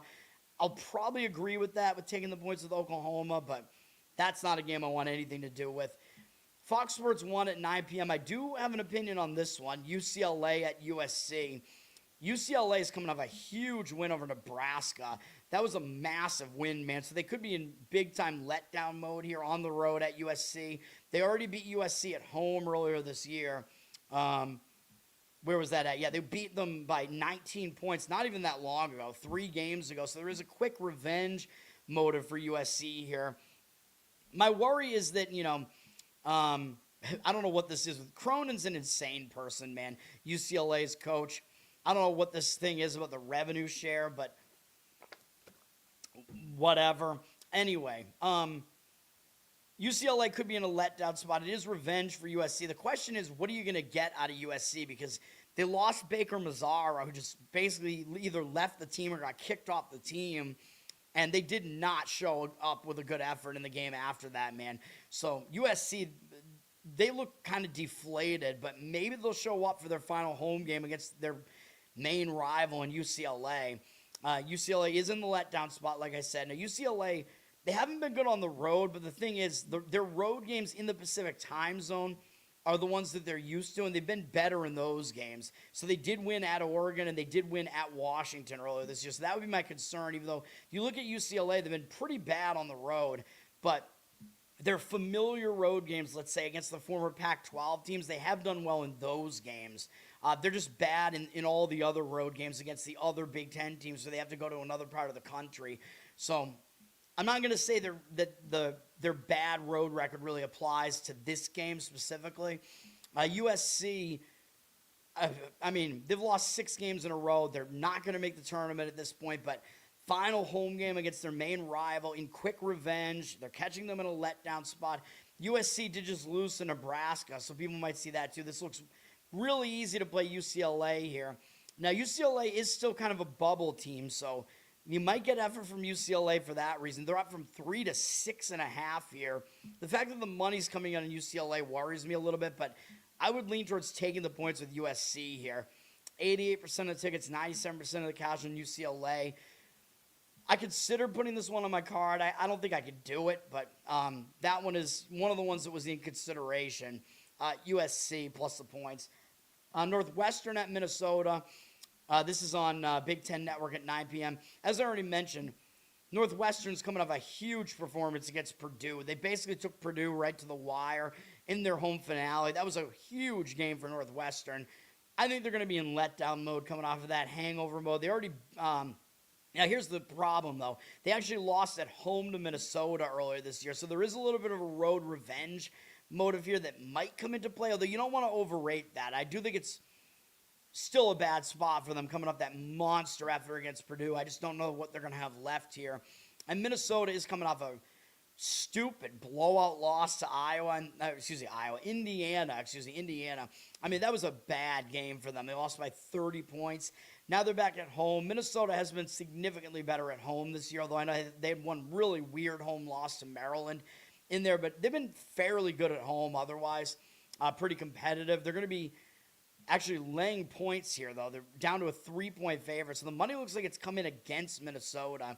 The thing about laying points with Minnesota is they play really slow, and they aren't a good offensive team. I know 3 is not a ton of points. Low total in the low 130s. I'll lean towards Minnesota, but I'm going to skip the game here, man. I still worry about the road revenge angle for Northwestern there. It is Minnesota's final home game, though, coming off an embarrassing loss. And Northwestern's coming off a ridiculous effort, so there is still that going on there. UC San Diego and UC Santa Barbara is going to be an interesting game to finish Big West regular season play. UC San Diego's definitely in the mix here now, man, and they've overtaken UC Santa Barbara in the standings. Now, UC San Diego lost a 5-game win streak with a loss to Cal State Fullerton on the road. So they have a second straight road game here. That wasn't a great loss, so they might be in bounce-back mode here. And they did lose ugly to UC Santa Barbara, 62-48 at home earlier this season. So there is a road revenge motive here for UC San Diego coming off of that. And I think, they aren't really that much worse of a team. So, they're definitely I would say they're definitely favored in that game. Actually, let me see how much they were favored by in this game. 4.5. So back then, the odds makers were telling you UC San Diego was a slightly better team. Maybe they are, actually, still. But UC San Diego losing a long-ish win streak worries me a little bit. Still road revenge, pretty strong angle. UC Santa Barbara, I think, is in the worst spot, though, because they just had a big game on the road at UC Irvine and came close to beating them. So that was a big game for them there. But this is still big. It's a final home game for them. There are some seeding implications here. This is going to be a really interesting conference tournament with a lot of teams close to each other in this conference tournament, man. UC Santa Barbara already dropped from 2.5 to a pick'em there. So the money has already come in towards UC San Diego. I agree with it, but I would prefer the plus 2.5. At a pick'em, it's definitely more questionable, but I would slightly lean to UC San Diego there. ESPN 10:30 p.m. getting into the degenerate hours. We have number 10 Texas Tech at BYU, and this is another instance of unranked home favorite. BYU is a favorite against a ranked underdog, and this is a more extreme one because, Texas Tech, number 10 in the country. It looks way too easy to play Texas Tech here, and BYU has been absolutely falling off a cliff. So you know what I'm going to say. I lean towards BYU here. Texas Tech, they're without JT Top, and I think that's actually a worse loss than BYU losing Saunders, although it seems like Texas Tech is the better team, though, and that's the thing. That's why they've kind of overcome that loss a little bit better than BYU has overcome their loss of Saunders. But Texas Tech legit lost their best player. They're coming off a pretty tough loss to TCU. You could argue they should bounce back after that, but they're going out into elevation. They already beat BYU by 13 at home. BYU has been playing so bad recently. They got to get something, man. It's their final home game. They're back at home. The last time they were here, they had an embarrassing performance against UCF that was way worse than the final score even made it look. So I think you will get an effort out of BYU here. That's the way I would lean. They're getting the money. They're a 2-point favorite. I would probably money line it for now. You might be able to find a decent money line. 63% of tickets, 95% of the cash on BYU. That's what I like in that one. ESPN 2 at 11 p.m. Number 2, Arizona at Colorado. I like Colorado in this one. Arizona's coming off 2 big wins against Kansas and Iowa State. Very satisfying wins. Now they're going to go on the road into elevation to play Colorado, who I don't think they've played this year at all. Arizona's been in elevation already earlier this year. They did go to BYU, but they only won by 3, so they didn't do that well there. Colorado, they've been playing okay recently. They've won 3 of their last 4, although no win at anywhere near the caliber of, they've not played anybody near the caliber of Arizona, let's just say. But I would take the points with Colorado here, man. It's their final home game. It's a pretty big deal to play Arizona. The spot's not very good for Arizona. I think it's a letdown spot, as I said. Money looks like it is somewhat in on Arizona for now, but they are public, of course. 73% of tickets, 81% of the cash on them. Up from 14 to 14.5. It's really, really difficult to fade a team like Arizona when they're so good, but this is a spot where, it might happen. They don't need to cover to win the game, of course, as well. And, how many losses can Arizona endure and still get a 1 seed? You know what I mean? Like, they might at this point be pretty close to being locked into a 1 seed in the NCAA tournament, so there might not be a ton of motivation here for Arizona. So, yes, I would take the points with Colorado. Yeah, Mormon lean. Colorado, I lean towards them. It's all the elevation leans. I lean towards Colorado in that game. Washington at Oregon. Washington just beat USC. Nice win for them, although USC looks like they've completely fallen off. Now, Washington's got to go to Oregon. Washington did beat them at home earlier this year, I believe, by 15. So, Washington might not pay a ton of attention to Oregon here. Oregon's not as bad as their record looks, man, and they're coming off a really ugly loss on the road at Illinois. They got absolutely blasted in that game. Now Oregon's at home for their home finale. They've had a bad season. People are going to look at this, and there's no way they're going to want to play Oregon to pick the winner price. Oregon's basically a favorite here, and they have a way worse record than Washington. Nobody's going to want Oregon here, but that is how I would play it. Oregon money line would be my lean in this one. Washington, 67% of tickets on them, 94% of the cash on Oregon. I would lean that way. Don't really have a strong opinion on that one. And that is the final game there. Oh, I was going to talk about one other game in the wait, how did I miss? I missed a couple of games here, man. I apologize. How did I skipped a couple of games in the mix here. I apologize because I was going to talk about a couple of these. Cal State Fullerton at Cal State Northridge. This is the, like, if I was going to add another game, I think it would be this one. Cal State Fullerton just beat UC San Diego, and that was on the heels of playing a really tough game against Hawaii, too. So Cal State Fullerton's coming off two huge games. Now they're going to go out on the road to play Cal State Northridge to finish the season. Now, both of these teams are in the conference tournament. This conference, Big West, drops their bottom three. That's already Long Beach, Riverside, and Bakersfield. By the way, Bakersfield, their coach just got, arrested for being a pimp. So, that's kind of awesome in a way.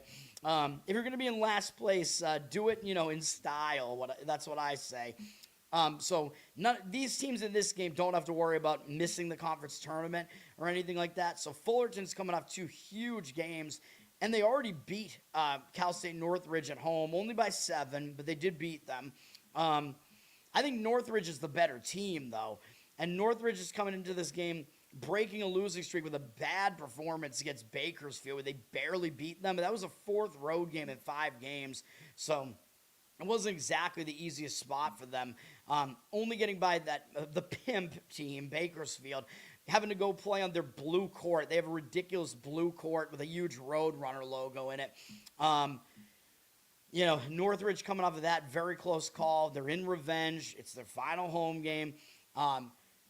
Northridge, I guess you could debate that they're playing for seeding here. They could potentially get one. They're probably still going to get one of the top seeds here, but they have 4 teams right behind them within a game of them, and I don't know how many of those teams they have the tiebreaker against, and Fullerton is actually one of those teams, so they don't want to lose the tiebreaker to Fullerton. Let me see. UC San Diego, they beat once. They beat them twice, so they do have the tiebreaker against UC San Diego. Davis and Santa Barbara, let's see real quick.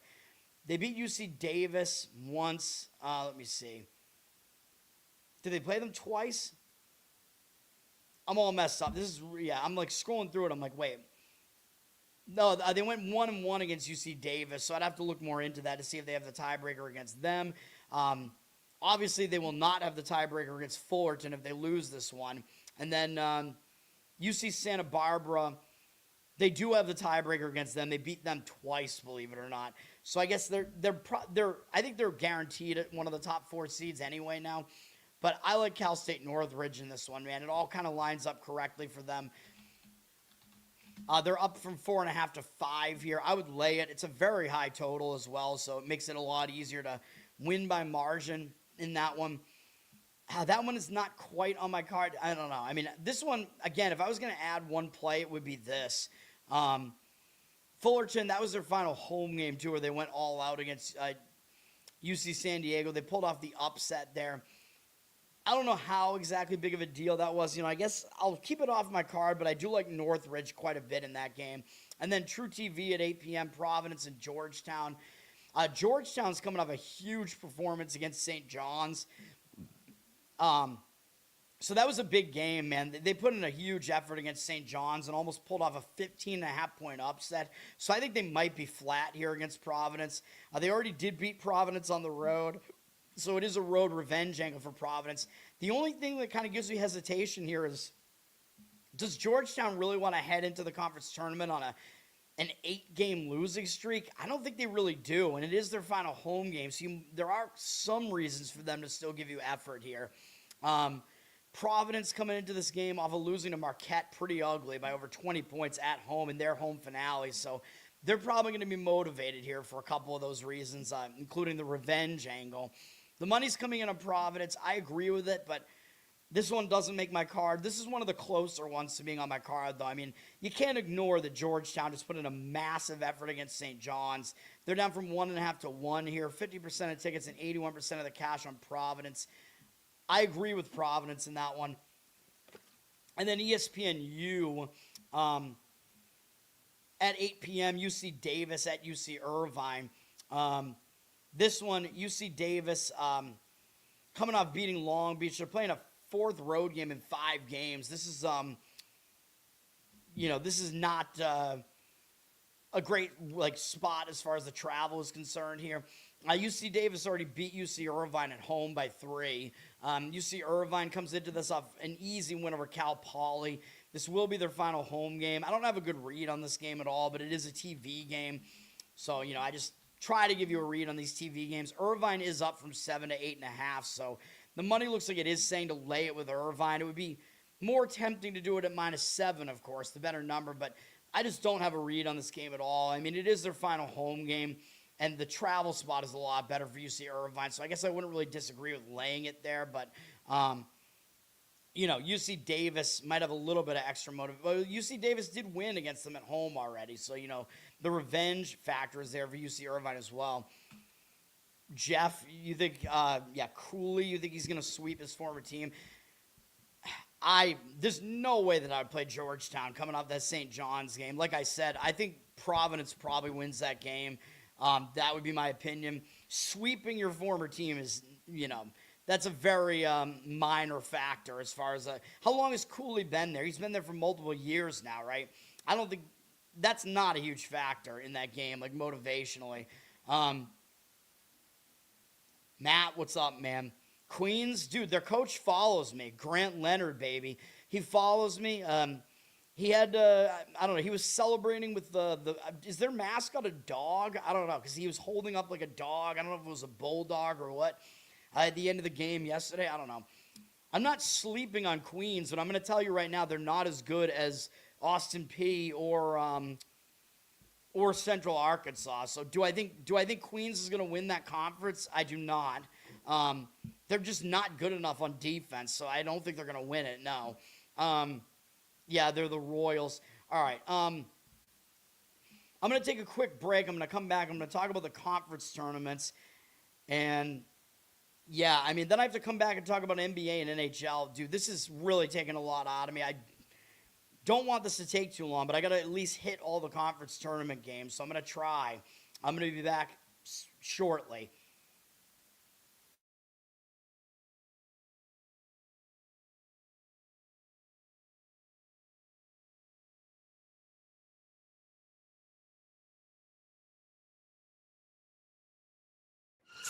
Yep. Inside, I want to kill myself. We are on an 0-7 run over the last 2 days. After tonight was just complete bullshit. So that's how I'm going to start off this show. Horrible Sunday, 1-5. I don't even know what to tell you about that. I just don't want to do this anymore. I've never seen anything like this, man. With the slump continuing, 2 straight losses, not a good day at all. 0-4. I just have not had a good season, man. What kind of slump that I'm on? The slump continues. I've reached a new peak, actually. I'm gonna burn my Bruins hat, man. I don't know what is going on with the Bruins. March 8th, is that what it is? I don't even know. It's March 9th, I think. Who even knows, man? I don't know what day it is anymore. I don't even know what day it is anymore, man. Back with you after the worst day that I could possibly have. Back with you, as I always am. Until I die, at least. 0-2 yesterday, and yesterday did not go well for me. 0-5. The worst month that I've ever had in my 18 years doing this. I don't know what to even tell you about this anymore. Broke the slump yesterday as the slump discontinues. The slump continues. Somebody fucking kill me, please. I don't even know what I should do at this point other than potentially end it all.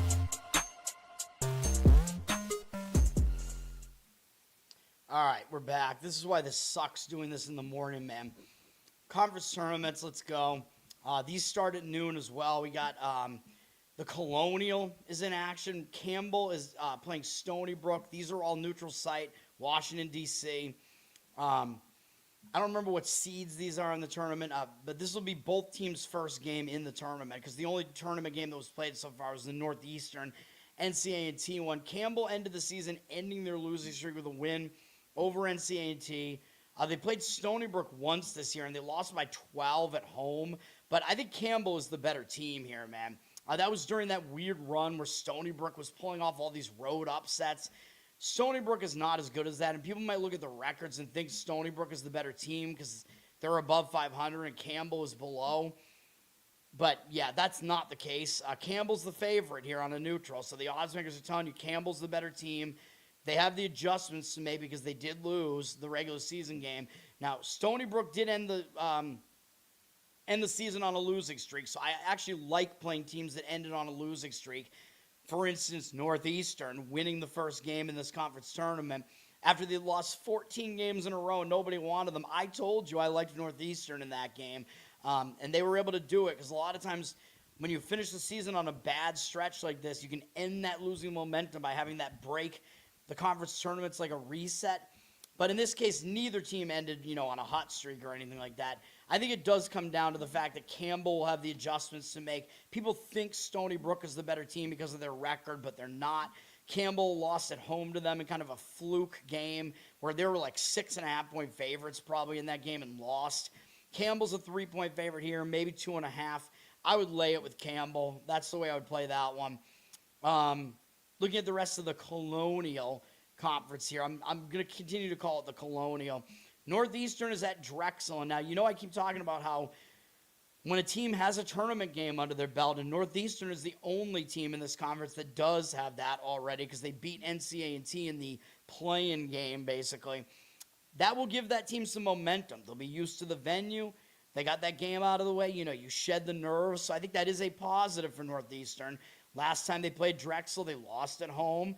They lost on the road as well. So maybe Drexel, will think it's going to be easy, not take them totally seriously here. Drexel did end the season with a loss to Hofstra, but Drexel still hasn't played since then. I think Northeastern has the momentum here. I would take the points with Northeastern. Nobody's going to want to do that, but, I don't think they're probably not going to win, but, I said that about some of these other teams yesterday. Yes, dude, Belmont losing is the most insane thing. Like, Drake wasn't missing any of their shots. These conference tournaments are so bad, dude. Belmont is one of the best mid-major teams. They're like a top 50-something KenPom team, and now they're not going to make the tournament. These conference tournaments are BS, man. They will, remove your best teams, almost right away. So stupid. Anyway, I would take the points with Northeastern here. Nobody's going to want to do that. But Drexel laying 5.5 with Drexel up from 4.5 to 5.5. Looks like the money initially came in on Drexel, but I wouldn't really agree with it. Drexel is an ugly, slow team too, and laying points like that, low total in the 130s. Yeah, not what I would do. I would take the points, but of course, me, I'm a contrarian. Still nobody's going to want Northeastern, even though they did win that first game. Hampton is at Towson, or not at Towson, excuse me. This is in the tournament. They're all in Washington, D.C. Hampton's not a very good team, man. That's just the thing. They got blown out at Towson the last game, so maybe they'll make adjustments from that because they got absolutely embarrassed by 30-plus points. Hampton, by the way, actually won the home game against Towson, so they split the season series. Hampton finished the season on a bad note, so there are reasons why they might show up here. Last game, against Towson was a blowout loss, so, they're probably not quite as bad as that. But the last game they played was against William & Mary, which was a tough game. for Hampton. Towson finished the season hot, though, with a 3-game win streak, and I don't like when teams finish the season hot and then they have a break that might snap that momentum, and now they have to come play in the tournament. I think Towson is absolutely the better team here, but now they're up to a 7-point favorite with a total of 131. Very low total. I think the spot is a little bit better for Hampton, even though, yes, Towson is definitely the better team. Money looks like it's on Towson, but I might lean towards taking the points in that one, even though Hampton is really not very good. Yeah, that's not an easy handicap for me at all. But Towson, I think they're kind of more of a defensive team, slow team. Again, not really conducive to laying points like that. Then we have a game that's not going to be slow between Elon and William & Mary. William & Mary plays super fast. They're up from 5-6. Believe it or not, William & Mary lost both regular season games to Elon. I don't know what it is. Maybe Elon matches up well against them. They lost both games by 3 points to Elon, but that also might motivate William & Mary. William & Mary are definitely the better of the two teams, but again, maybe there's a matchup issue against Elon. But again, I would dig into the box scores and see. I did do that last night, and nothing totally jumped out at me as far as making me want to play this game. But William & Mary did come into this on a 3-game win streak, which I think that's not good.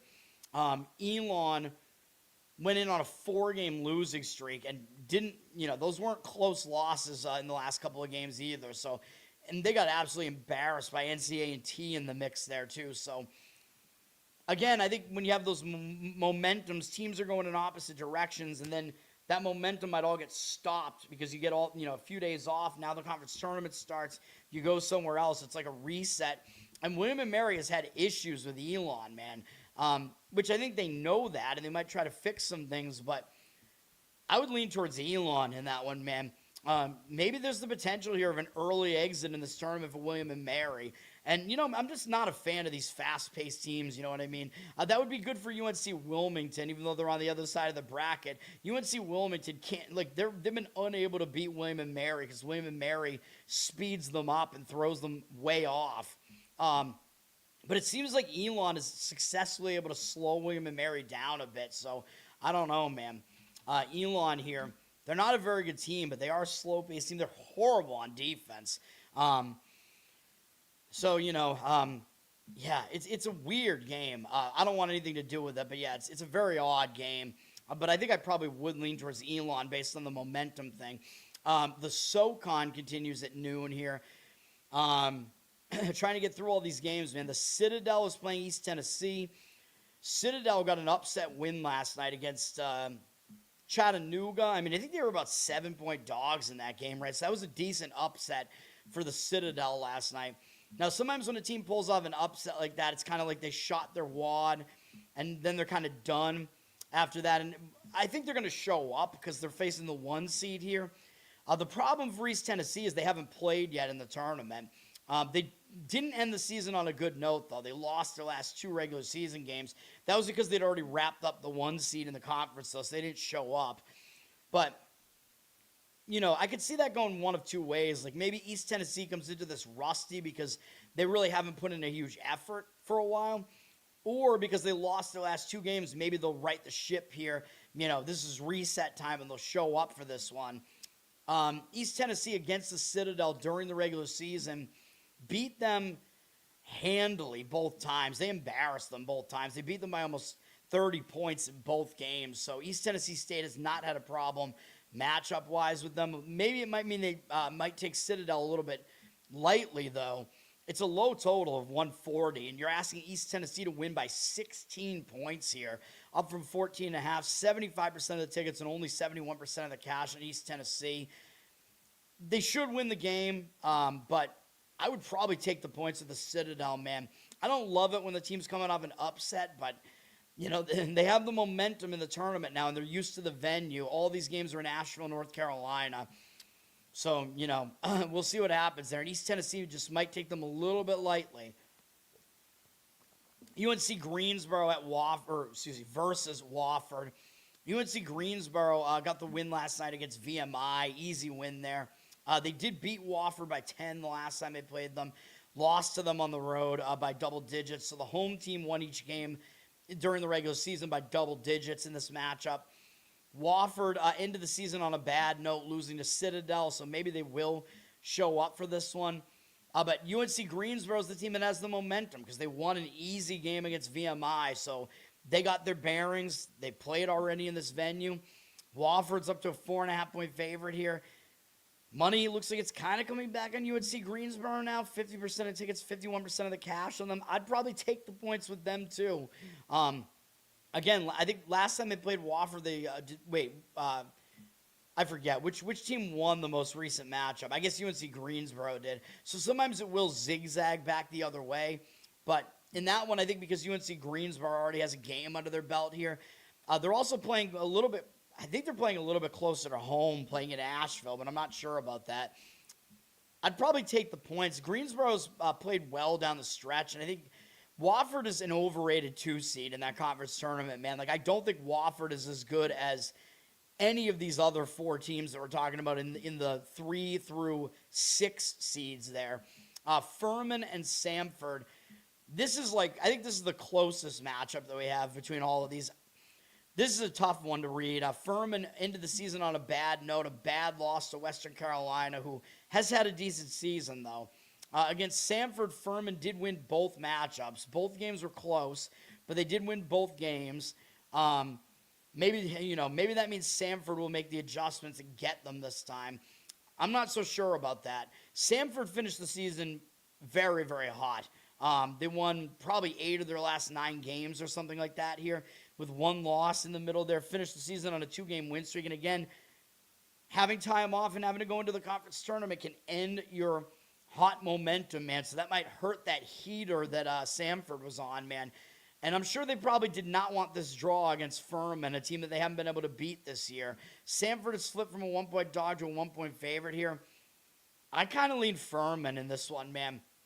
What does KenPom say about this? He's got Furman 203. He's got Furman as the very slightly better team. Samford at 210.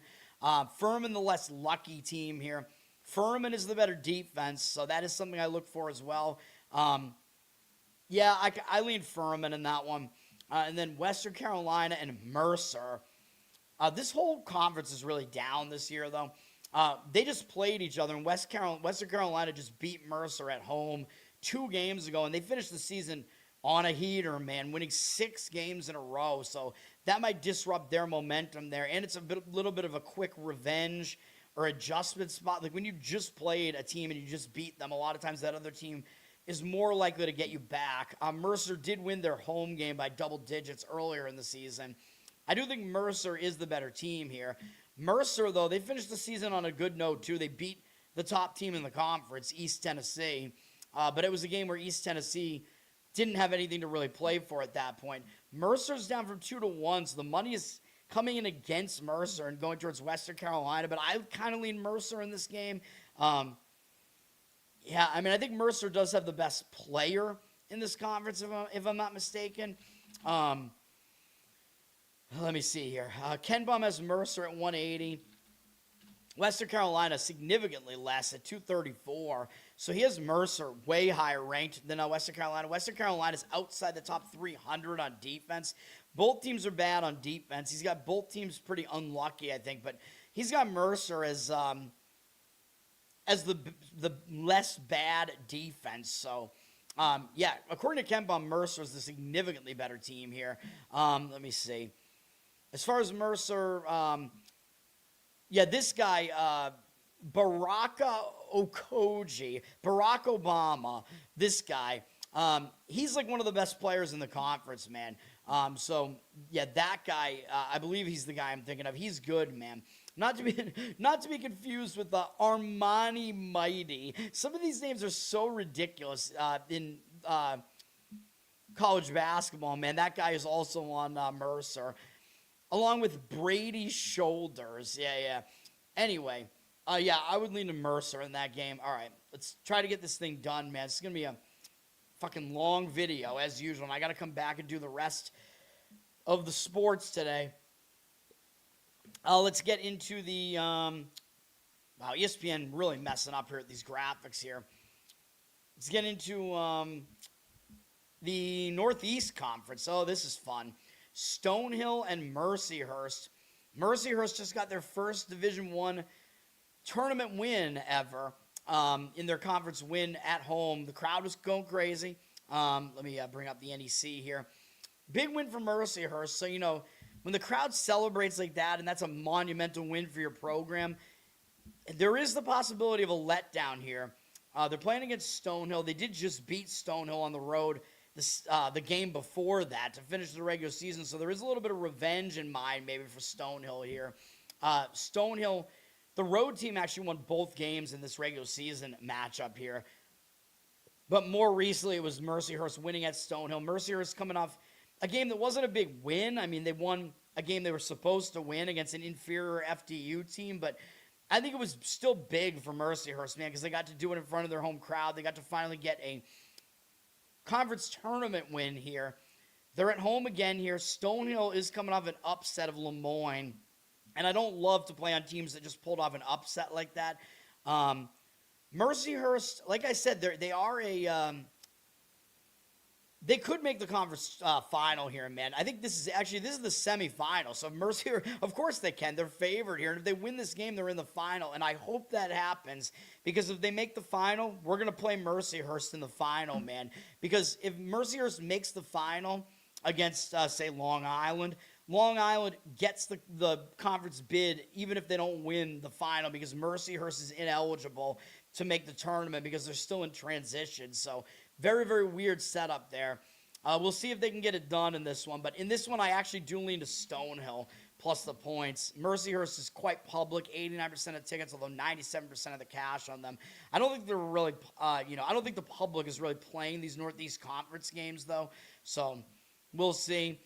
The other game is actually my play, believe it or not. I don't know if you expected this one, but I kind of told you that I was going to do this. Long Island at minus the points is my other play here against Wagner. We're going to lay it with Long Island. Long Island has been easily the best team in this conference this year. But they're also coming off a horrible performance. And again, I talk about this. When you finish the season on a good note, like they were pretty hot to finish the season, 4 out of 5 wins there. You finish the season like that, and then you have a break, it can disrupt your momentum, man. And they had just beaten Chicago State, the second to last regular season game. So I think they took Chicago State really lightly, and Long Island almost lost to Chicago State as a huge favorite, like an 11.5-point favorite. So you know I talk about this. When a team has a real scare as a huge favorite, a lot of times they will play better in the next game, and that's what I like about this, man. Long Island had that huge scare, so I think you're going to get a much better effort this time. I know they beat Wagner easily the last time they played them on this floor. They also beat them on the road, but I looked into those games. Long Island's just clearly the better team. Like, I don't think there's really, yeah, Wagner could make the adjustments here, but I also don't like the spot that Wagner is in here. Wagner just pulled off the upset on the road of Central Connecticut, so now they're having to go from Central Connecticut to Long Island, so they're having to travel between locations here, whereas Long Island's just staying at home off a bad performance. Wagner pulled off the 7-2 upset, although I told you Central Connecticut's not as good as people think they are. They're not really the second-best team in this conference, but still a 7-2 is a pretty, satisfying upset, let's say. It's a pretty nice upset. Yeah, Wagner's going to give you the effort here, but I just don't see it happening, man. Wagner were 3.5-point dogs in that game, so it wasn't like a huge upset spread-wise. But all those things being combined here, we're going to lay it with Long Island here, man. According to KenPom, I know they're a really lucky team, which does worry me, but they're pretty balanced. They're a good team. They're almost in the top two. Well, not good, but they're almost in the top 200. They're by far the best team in this conference. Wagner is outside the top 300. They're outside the top 300 on defense. They're a middling luck team, so they're not like an unlucky team, really. Wagner tries to play slow. Long Island is probably going to try to speed the game up a little bit, too. Long Island goes a little bit faster, so hopefully they're able to do that here and get the job done. But, yes, we're going Long Island in that game. I had my eye on that one after those games finished, so that's that game. All right. Keeping it going. So I think my 2 plays are not right away, so I can get the Instagram videos out a little bit later, too. When I come back and do NBA, NHL, it's going to be a quicker game, though. All right, we have the Big South semifinals are in action. We have one conference final, so we're going to have one auto bid decided tonight, by the way. Big South are in the semifinals. UNC Asheville got the win yesterday, and they're facing High Point. High Point's going to be a huge favorite in this one. UNC Asheville beat Longwood in a very close game yesterday. Against High Point, they lost both regular season matchups. Neither game was particularly close at all. High Point is definitely the considerably better team here. Both teams have a game under their belt now in the tournament. UNC Asheville had a hard-fought game there. High Point had a much easier game yesterday against a horrible Gardner-Webb team. Very easy win for High Point. They kind of just went through the motions in that game. High Point should win this game. They're up to a 13-point favorite from 11.5. It looks like some of the money's coming in on High Point. I probably wouldn't even disagree with laying it with High Point here, but, hopefully they win the game, so that we don't keep getting all these good teams eliminated from the tournament completely. High Point might have a more difficult game if it becomes them versus Winthrop, which is probably going to happen. That's going to be a more difficult game for High Point, but I think they do get through this game. I would lean towards them covering as well, but, not a strong opinion. And then we have Presbyterian and Winthrop. Presbyterian had an insane game last night. I just don't see Presbyterian being able to put in another effort like this again, although there are some caveats to this. But if you saw that game last night against Radford, which was a 6-3, and everybody was like, oh, this is an upset. But, Radford was only like a 2-point favorite. Presbyterian hit a long three-pointer to tie the game, I think, just to send the game into overtime, and then they won in overtime. So, and this was the latest game. This is the game that was last night. I think this is the last game that was played last night. So, Presbyterian has less time to recover from this, and they went into overtime. So, that's not good. And they're going up against Winthrop, who had a huge scare yesterday. Winthrop should have lost the game against Charleston Southern. I've never seen anything like that finish, where Charleston Southern was winning the game by 7 with like 40 seconds left in the game, and Winthrop scored the last 12 points and won the game. And what happened was, I think they hit a basket, they made a basket or something, then they stole the inbound pass, got an and one, got the free throw, stole another, they stole it again from Charleston Southern, scored again, and then Charleston Southern I think missed a shot, and then it looked like there was an out-of-bounds play where they were going to get the ball back at least to have a chance. And I do think this was the correct call. It was overturned and given back to Winthrop. That I do think was the correct call. And then Charleston Southern had to intentionally foul. Then Charleston Southern stepped out of bounds when they got the ball back again. And with 0.1 seconds left, down 3, they intentionally fouled again, even though they're going to have no chance left to do anything anyway. So that put the game over with those final free throws. It put the game over by 1.5 points. And Winthrop covered a lot of the numbers there. Even though I think they closed 6.5, but they were 5.5, 4.5 for a while. Absolutely outrageous way for that game to finish. But Winthrop struggled in that game, man. And the other thing is, Duncombe came back in that game for Winthrop. They were losing the game, and he didn't start the game, and then they put him in. A surprise appearance from Duncombe. Huge. Yeah, that was huge. It did turn the game around for them. He's like the best player in the conference. So I think Winthrop, after that scare, it looks like Duncombe will play here. I would have to lean Winthrop in this game, but Winthrop did just beat Presbyterian in the final regular season game. But they did only lose. They did only win by 4 though. So Winthrop were 7.5-point favorites, and they almost lost that game. So that might actually even be better for Winthrop. They might show up for that reason too, because they almost lost that game to Presbyterian. They did beat them on the road earlier this year. But yeah, I think Winthrop is definitely the right side here. They're up from 6.5 to 7.5 here. That one's close to a play for me, to be honest, on Winthrop. I do like Winthrop in that game. That one I'm considering too. It's really, really close to being a play, just because of the way the games worked out last night. But I don't know. When it comes to tournament time, you're usually going to get a lot of effort. I know I'm saying that, and I gave you guys Long Island already, but yeah. All right. That one that I talked about with Winthrop was a little bit less extreme, but the Presbyterian overtime situation kind of puts that in that kind of territory where I might want to think about it. All right, we have the American East tournament starting. Albany is playing at UMass Lowell. All the high seeds are hosting these games. So Albany's at UMass Lowell. UMass Lowell, I believe, won both regular season matchups. They might match up well against Albany. UMass Lowell finished with a win to the regular season after losing a couple of games.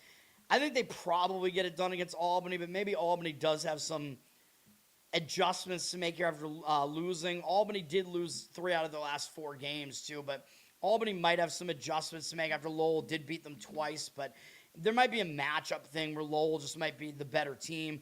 Lowell's only a 2.5-point favorite at home, but I think they are the better team. So I don't know why they're only 2.5. Well, KenPom only has them 5 ranking spots better. Both teams are atrocious, actually. Albany is one of the bottom, 25 teams defensively, and Lowell is not that much better. Lowell is going to try to speed it up because Albany likes to go slow. Lowell is the more lucky team, though. So, yeah, I don't want anything to do with that game. But, maybe Lowell gets it done for a third time. It looks like they do match up well against Albany, but no guarantee in that one. That's the 3 versus 6 game, I believe. No, that's the 4-5. The 8 versus 1 is New Hampshire against UMBC. New Hampshire broke their long losing streak with a win over Bryant, which I think is good because that kind of just ends their losing streak, although I think having time off will help end their losing streak as well. They're a lot worse than UMBC, but they did actually only lose by 1 the last time they were on this floor at UMBC, but they got blown out at home by UMBC. UMBC, obviously, I think will win the game, but covering might be a different story. UMBC finished the season super hot, winning 9 games in a row or something. So I don't like that when you finish the season on a huge win streak and they blew out NJIT to finish the season on the road. NJIT has been near the top of the conference, but they're really not that good. I would probably take the points because I think that could be disruptive to UMBC's flow there, having time off with that long win streak. They're laying 13.5 now here. I'd probably take the points with UNH, but that one's not a play for me either, of course. I don't have any other college plays here, but a lot of these are not strong opinions either. Bryant is at Vermont. Vermont is the other best team in the conference. This is the 2 versus 7 game. Vermont's way better than Bryant. I believe they won both games against Bryant during the regular season. Let me see. Yes, they beat Bryant both times by double digits. So Vermont, the considerably better team. I don't think there's anything really misleading about that. Bryant finished the season on a really bad note, though. So maybe they will show up for this. Vermont finished on a 3-game win streak. So, I kind of don't like it when teams come into the conference tournament having their positive momentum disrupted. I feel like I just reiterate myself all the time, but I would probably take the points with Bryant here. Vermont's a 13-point favorite. We see 90% of the tickets on them right now, 99% of the cash. Probably not accurate, but this is a low total, too, in the 130s. So is that UMBC game, so I'd probably lean towards taking the points with Bryant. But, yeah, of course, I think Vermont will win, and I think UMBC will also win there. And then this conference reshuffles the seeding after that, so the top teams get a good advantage by, the seed reshuffle. And then the 3-6 is Maine against the very fraudulent NJIT. Maine finished the season with 2 losses in a row. They lost to NJIT at home not that long ago. They actually beat them on the road. So the last time they were here, they won. The road team won both games. NJIT lost their last 4 games, and they did get totally blown out at home in their last game. So maybe NJIT will show up with some focus because they didn't play well at the end of the season at all. And the last time they were on this floor, they did lose to Maine. NJIT is really not as good as people think they are, but I think they are the better team here. Still, Maine is not very good. NJIT up from 3 to 4. So, this one I might actually lay it, even though I think NJIT is a fraud. As I keep saying, Maine is like a bottom 20 team, man, and they're bad. Although they're actually fairly good defensively, but NJIT is also, not good, but they're not horrible defensively, but neither is NJIT, although they are really lucky, 11th in the country in luck. But KenPom does have NJIT 10 ranking spots higher or so, 15 actually. which isn't saying much. I mean, both these teams are in the bottom 30 in all Division I. I mean, this is a horrible conference, but yeah, those are my thoughts on that game. I mean, it's not something I want to get involved in, even though I am getting involved in an ugly conference myself over there. All right, other conference tournament games to talk about here. What else we got? I already talked about the Colonial. I already talked about the SoCon and the Big South. We're going through it. We got Missouri Valley at 3:30 p.m. On CBS Sports, Drake and UIC. Interesting one. Drake, I just think this is where Drake, it runs out for them, man. I mean, they just knocked off Belmont. They're the Cinderella, but I think, this is the midnight situation here. Everybody's shitting on UIC, dude. Oh, UIC had this huge upset yesterday against Murray State. It was a good win, no doubt about it, against Murray State, but I told you I liked UIC in that game because they're the better defense, and they were actually favored against Murray State when the game went off, so it was not really an upset. UIC is the better team here. They're actually the fourth best team in this conference. Drake is probably about the 9th, and they are the 9 seed. So there you go. People complaining about this conference. I will complain about Belmont being gone. I'm shocked by that. I expected Belmont to be in this game, win this one, and get to the final. But, that's not going to happen anymore, although the second best team is still alive with Northern Iowa. But, yeah, I think this is where the clock strikes midnight on the Drake Cinderella. I think the run is over for Drake in this one, I would have to imagine. Boy, I'm really starting to dislike the Drake. Hate the Drake! Yeah, I'm not liking it, but yeah, I mean, UIC is the better team here, man, and people are not giving UIC that much credit. I think the public might want Drake because, well, if Drake can beat Belmont, they can beat anybody. But the money's coming in on UIC. I like it. I agree with it.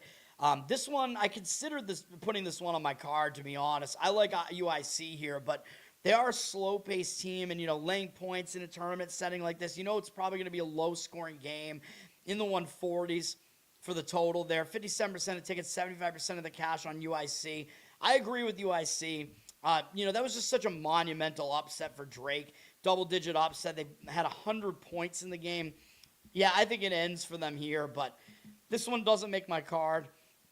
Now, the other thing I was going to say, this Missouri Valley, by the way, if you discount that Drake-Belmont game yesterday, coming into this season, I think even if you include that game, I think we're seeing like a 14-2 under run in the Missouri Valley tournament because all these games are in St. Louis, and it's like this like bigger arena, so the sight lines are messed up. So you see a ton of unders, but I think the unders are better in the earlier games in the tournament because, well, maybe not though, because then you get to like the finals, the semifinals, and those become like a real playoff atmosphere. But when teams have to adjust to the venue, that's another angle to consider, man. When teams have to adjust to a venue, we're too late for that now, but like the early games in this conference tournament, unders make sense, in weird, big arenas like this. And this conference has been notorious for unders. So I will point that out as well. But I'm not really a totals guy, as you know. Nope, I completely disagree. One thing I should point out, though, is in these conference tournaments, I know I talked about the futures, and I'm gonna do more of those. But it's actually better to do a rollover. If you like a team to win a conference, you should just play them on the money line in every game. Play them on the money line, and if they win, take your winnings from that, roll it over into the next game. So make it like a smaller bet because you're going to be playing them potentially multiple times in a row, but take your winnings from the first one, bet them again in the next one, and keep doing that until you think because then you could also stop at any point where you think they have a bad matchup or something like that.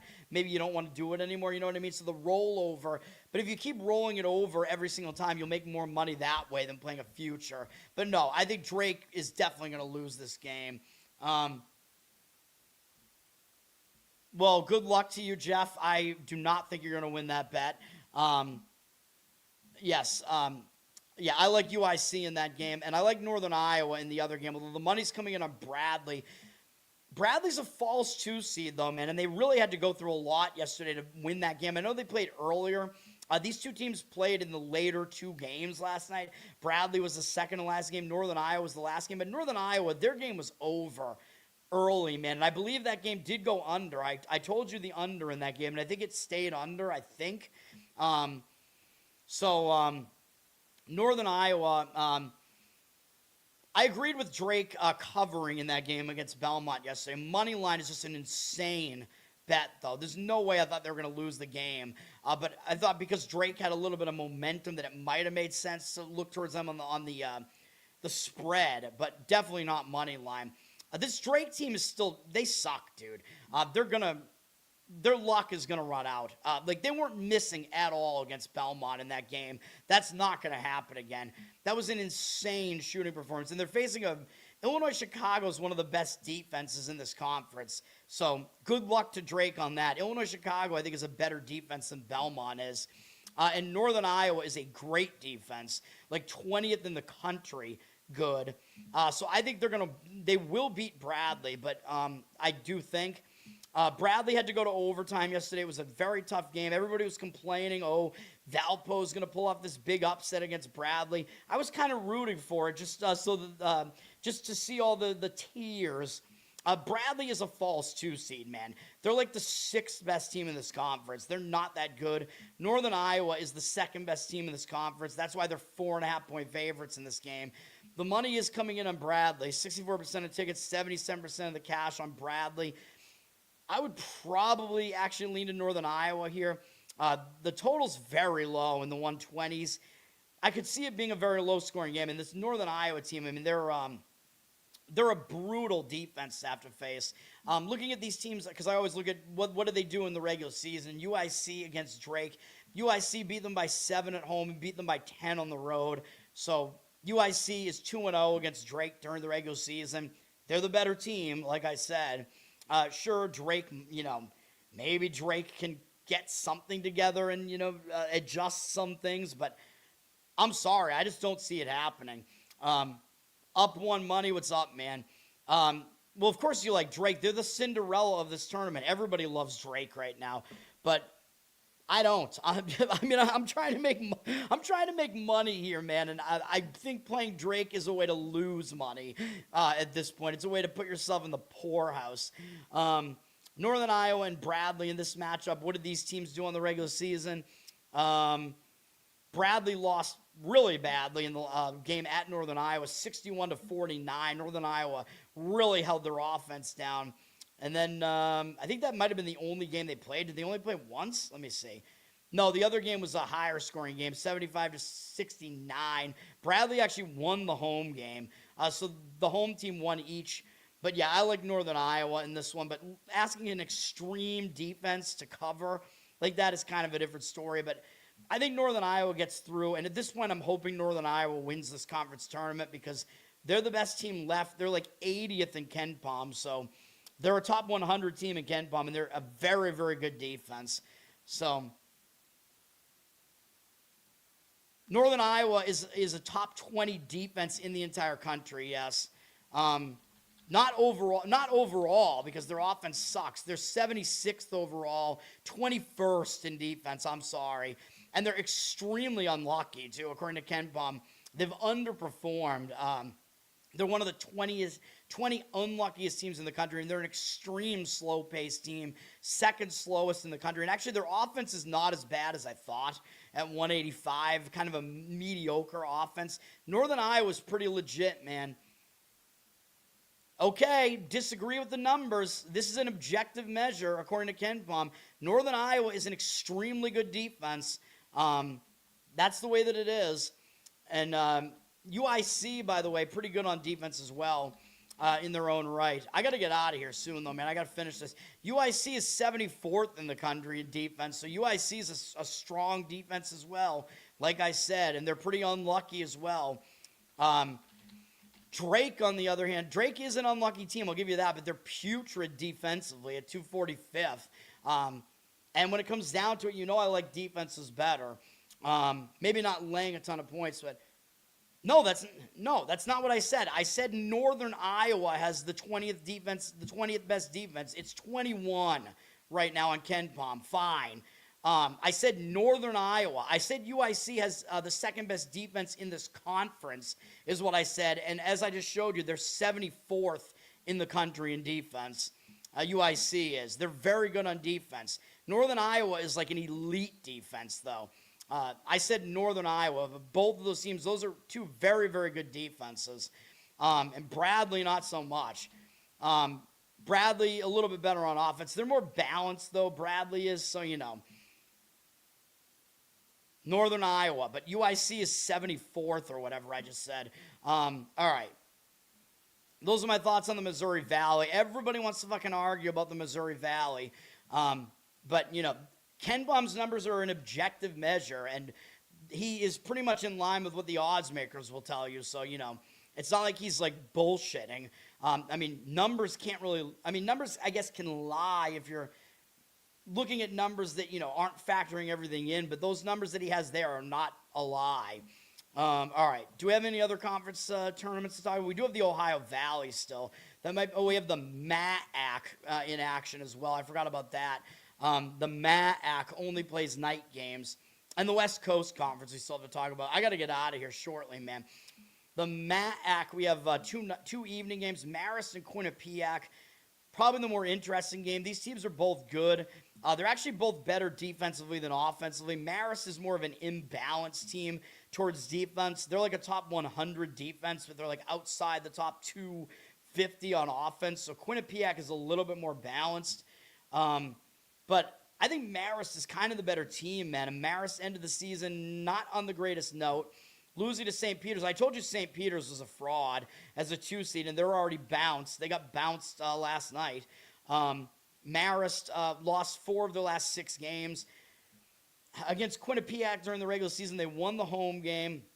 That might have been the only time they played, actually. Yeah, I think they only played once, and Marist won at home. So I guess maybe Quinnipiac has adjustments to make, if you want to say that. But Quinnipiac is coming into this game in okay shape, too, as they finish the season, ending a 3-game losing streak with 1 win. So I don't think it's like they're going to have momentum disrupted or anything like that. If anything, their losing momentum is disrupted here.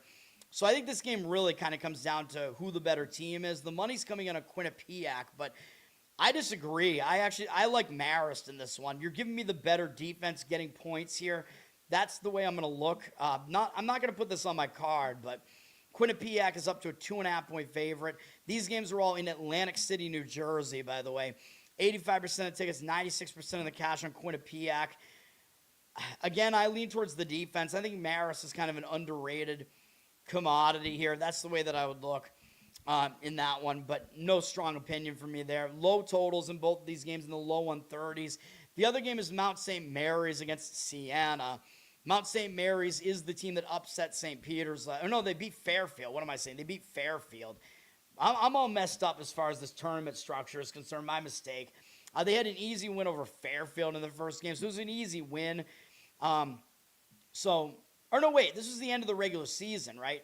Yeah, I'm an idiot. Yeah, these teams have not played in this tournament yet. I am all messed up right now. All the teams that are playing tonight haven't played yet in this tournament at all. My mistake. This is the 3-6 game, and then the game I just talked about is the 4-5 game. So Mount St. Mary's, they finished on a hot streak, though. They won 5 of their last 6 games. Beating Fairfield was their last regular season game there. Siena wasn't really as good down the stretch. They did win their final home game, but I think Siena they're an overlooked team. I told you they were my pick to have some value to potentially win this conference, and now they don't even have to get through St. Peter's. It looks even better for them, except the money is coming in on Mount St. Mary's here.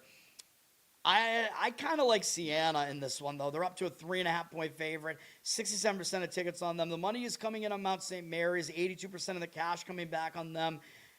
Yeah, I like Siena, though. Siena's not great. I mean, they're outside the top 200, but this whole conference is pretty bad, man. Siena's a balanced team, at least. Mount St. Mary's is worse at 280th in the country. They're the better defense here, but they're very bad on offense. So, yeah, you are getting the better defense, getting points, which sometimes I look towards. But Mount St. Mary's is a lucky team as well at 88th in luck, according to KenPom. So they've overperformed a bit. I think I would lean to Siena in that one. Yeah, that's all right, man. All right, let's. I get super intense about it, man. I have strong opinions. I get really bullish about it. I apologize. I'm always a dick on this show, man. I start going a little crazy here, especially because I lost money last night, and I'm really pissed about it. Because I had some really good closing line value on those college basketball plays, and they both lost. And the Clippers blew the money line portion of that bet there, although at least they still covered. All right. What else do we have here? By the way, if I miss any of these tournament games, you can let me know. There are a lot of tournament games I still have to talk about. Holy fuck, dude. There's so many tournament games to talk about here. We got, I already talked about the, MAAC there. They're changing their name next year, by the way. Sun Belt, we have 2 games here. Southern Miss is kind of the, if you want to call it that. They're actually, Georgia Southern is really sort of the Cinderella here. Southern Miss has won 2 games in the tournament as well, though. They beat James Madison and then Texas State last night. So they're coming into this game with momentum, and now the question is, what do we want to go with here? Because they're playing App State here. App State hasn't played in this tournament yet. All these games are in Pensacola, Florida, I believe. Now, Southern Miss has already adjusted to the venue. They've already won 2 games. They pulled off 2 upsets. Kind of mild-ish upsets. So what do we do? At some point, there's gonna be fatigue at some point with teams like this because they played multiple games in multiple days. App State, the thing about them being potentially rusty, the good thing about App State is they play defense and they play, I think, slower. So the rust isn't going to be as much of a factor for them. And by the way, they lost to Texas State in their finale. So people might actually want to jump on Southern Miss here. Oh, because Southern Miss just beat Texas State, who beat App State. So that means Southern Miss has a chance here. App State finished the regular season losing 3 of their last 4. So I don't really see the rust being a factor for App State here that much. They're already up to a 5-point favorite, though. So the money came in early on App State. Now the money's coming back on Southern Miss, though. 50% of tickets, 83% of the cash on them. It's a low total because App State likes to play slow, I think, and play defense. Let me make sure I'm right about that.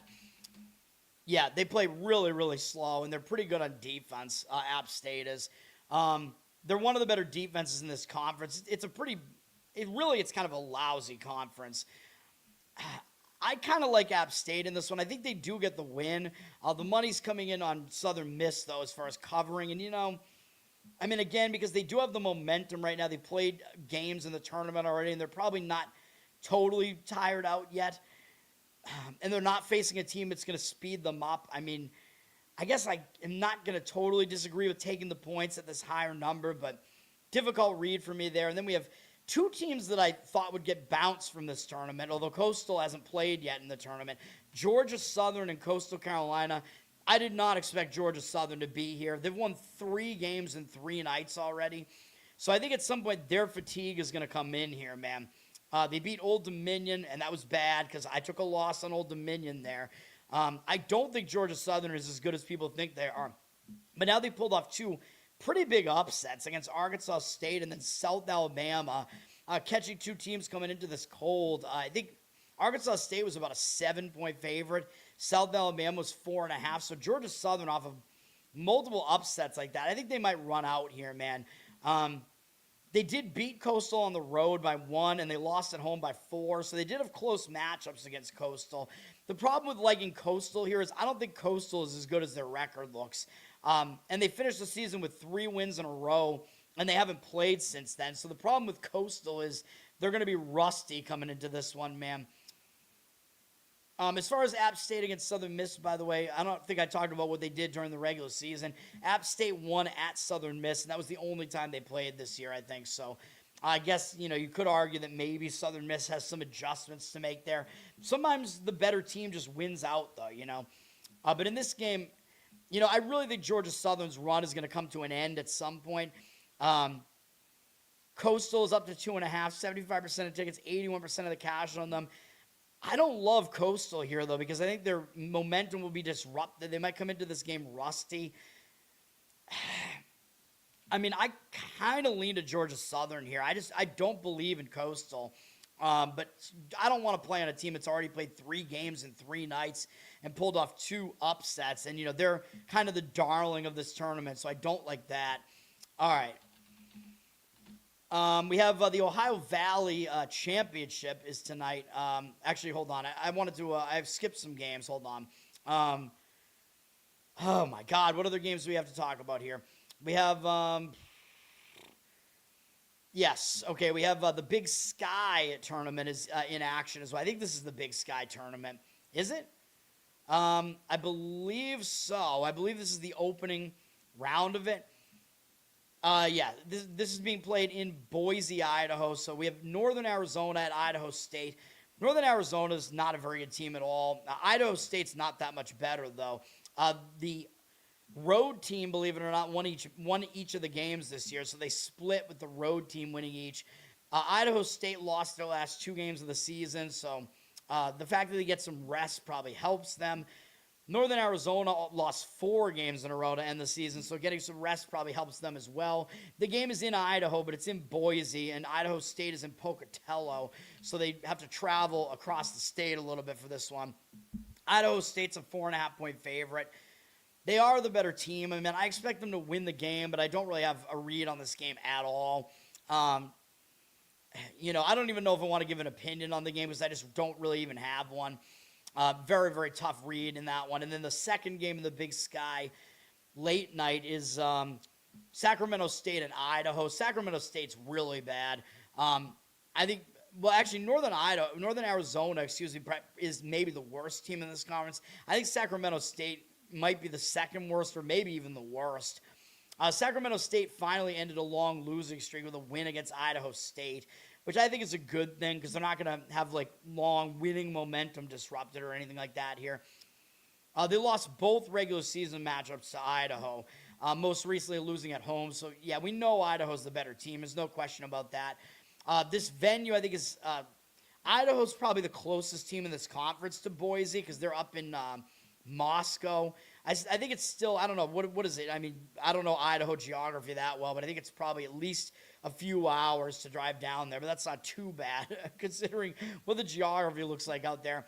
Idaho finished on a bit of a hotter note, winning 3 of 4, beating a very hot Eastern Washington team to finish the season. Idaho's a 6.5-point favorite here. This one, I almost kind of lean towards Sacramento State in that one because of the way the momentum kind of lines up there or lack thereof. I think I might take the points with Sacramento State there if I was going to do anything with it. But that, I have no strong opinion on that game either. All right. Give me Northern Arizona here, man. I want to try to find the rest. Here's your Queens team. One of you guys in there was loving Queens. Queens is playing Austin Peay in the ASUN tournament here, semifinals, because the Central Arkansas is still alive as well. Central Arkansas, it sets up a little bit better for them, I think. Well, actually, dude, I'm sorry. I skipped Central Arkansas. We'll talk about them first.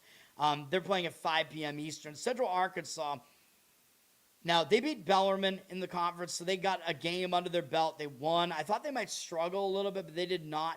They had a nice, easy win. Now they're coming into this game against a Florida Gulf Coast team that just beat them at Florida Gulf Coast. And I think Central Arkansas might have been looking ahead to Austin Peay, and they got caught against Gulf Coast. So I think that was not a legitimate loss for Central Arkansas here.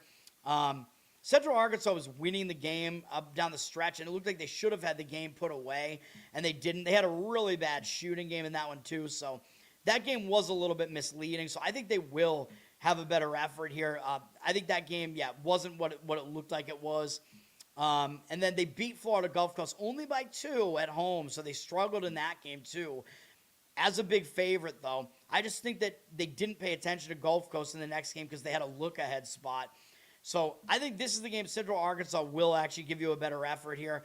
Gulf Coast had a more difficult game. Well, it wasn't that difficult because they ran away with it against Lipscomb, but they beat a more difficult opponent, let's say, yesterday. So this one, I think it might just come down to who the better team is here. That is Central Arkansas, and they'll have the adjustments to make off that loss. The money's coming in on Gulf Coast, so I don't really agree with it. Central Arkansas is a 5-point favorite, 75% of the tickets, 65% of the cash on them. The market read is saying Gulf Coast, but I think Gulf Coast, and I think I lean to Central Arkansas there. All right, and then we have Queens against Austin Peay, and this is a pick'em line here. Queens just beat West Georgia yesterday, and it was kind of an unimpressive win against a pretty bad West Georgia team. They beat them by 8, but it'll continue their momentum here. Austin Peay, they really struggled yesterday, though. Austin Peay didn't look good against Stetson, man. Stetson, I don't even think it was really like Stetson was hitting all their threes or anything either. It was a bad game for Austin Peay, and they were losing that game down the stretch as a big favorite. But you know what I always say? When a big favorite gets a huge scare, that's going to scare them into focus in the next game. So I think Austin Peay is going to give you a good effort in this one. They did win at Queens the last time they played them. I think that was the only time they played them this year. But I just think Austin Peay is the better team, man. And being scared back into focus in this one, I would go Austin Peay in this game on the money line. I apologize. I like Queens as well because their coach follows me on Twitter, so you know. But Austin Peay is the better. I think they're the better team, man. I don't know why this line is a pick 'em. Austin Peay is a pretty lucky team, but I think they are the better team. Austin Peay is the significantly better defense, and they're better in KenPom's rankings by about close to 30 ranking spots. So I think they should be favored here. I don't know why they're not. Queens is also a lucky team, actually luckier than Austin Peay. So that throws the luck index out of the equation there. Both teams play fast. It's just the Queens, even though they're the better offense, they're not good on defense. Austin Peay is a significantly better defense and a more balanced team. So I think Austin Peay gets the job done in that one. All right. Almost done here, man. Let me see. So that was that. We have some Summit League action here. The semifinals in the Summit, Omaha and North Dakota State, I think is the first one of the two. Omaha got the win yesterday. I thought they would. Now they got North Dakota State. They did lose on the road last time they played them, and they lost at home by 2, lost on the road by 8. So Omaha did play North Dakota State pretty competitively, and they finished the season on a losing note. They did win against South Dakota in this conference tournament. Kind of an easy win for Omaha yesterday as a favorite. But North Dakota State, the way this tournament sets up is they stagger it. So the 1 and 2 seeds actually have rest coming into this game. So the teams, their opponents played yesterday, but the 1 and 2 seeds didn't play yesterday. So that's an advantage to the top seeds because they do already have a game under their belt in the tournament, but they got a day off yesterday. North Dakota State had an easy win over Oral Roberts. Now they're adjusted to the tournament, adjusted to the venue. So, you know, I don't think North Dakota State is going to lose this game. They're an 8.5-point favorite here, up from 6.5. I'd probably lean towards laying it, to be honest, even though they didn't win by this margin either game against Omaha. So, yeah, that one, I don't know. I think I actually prefer St. Thomas in the other game as far as the favorites. I think St. Thomas might actually win the conference now because I thought they were maybe in trouble having to play South Dakota State, who's not as bad as people think they are. And then I thought they would get Denver here, but very lucky for them they don't because St. Thomas lost. I think they only won by 4 against Denver, and then they lost at Denver. So St. Thomas gets a much better draw here against a very overrated 3-seed North Dakota, who's not as good as people think they are at all. North Dakota's nowhere close to the third best team in this conference. I think they're actually like 5th or 6th. So St. Thomas had the rest yesterday as well. North Dakota did not. St. Thomas had kind of an easy win against South Dakota State, and North Dakota beat Denver. It was a good win for them against Denver in an upset, believe it or not, against a 6 seed that was actually the favorite. I would probably lay it with St. Thomas here. They're up to a 12.5-point favorite. There's more margin there for them to cover this because the total's higher in this game. 75% of tickets, 80% of the cash on them. Looking like kind of a public side, but some of the money looks like it is coming in on them too. So that's the way I lean there. Thank you, Hindian. What's up? Got to wear it for the Celtics. They got, Jason Tatum back yesterday. All right. And everybody was making fun of him because he was rusty early in the game. But then, of course, he still put up a double-double, after being out for almost a year with a torn Achilles. I mean, what do you want him to do? All right. And then what else do we have here? So that was that. Trying to make sure if I missed something, somebody could try to let me know. I think I'm going to get everything, though. The Ohio Valley Championship, man, this is the first auto bid that's going to happen in Evansville, Indiana, between Moorhead and Tennessee State. I'm pissed. Moorhead was losing that entire game against SEMO, and I gave you guys SEMO as a play. We crushed the closing number on that. Had a really, really good I thought it was a good situation, and I think Moorhead is a very overrated 2 seed here, and they somehow escaped with a win last night after losing like 98% of that game pretty much. Actually, how much was it? Let's see. I'm probably exaggerating slightly, but not much. 86% of the game was led by Southeast Missouri. I'm sorry. But yeah, I just don't trust Moorhead, man. I don't think they're good. Both teams shot really poorly in the game. I'm still pissed. I think we should have had the win in that one. Moorhead did beat Tennessee State the last time they played them. They lost to them on the road in an overtime game, I think. So they actually did play well both games against Tennessee State, but Tennessee State's not going to take them lightly here, man. Moorhead, that was a more difficult win last night, and it was the later game last night. Tennessee State had kind of an impressive win against Tennessee Martin, but that game was over. So they didn't have to put in a full game of effort like Moorhead. And Tennessee State legitimately won that game. It wasn't like Moorhead was losing their entire game. Tennessee State's the better team here. I think they get it done. I've been saying Moorhead is not going to win this one. Where are they at? There they are. The money is kind of coming in on Moorhead. Tennessee State's up from 3.5 to 5 here. 74% of tickets and 84% of the cash on Moorhead, but I don't know how much I really buy that. If I was going to play the game, I would lay it with Tennessee State. I think they are the considerably better team.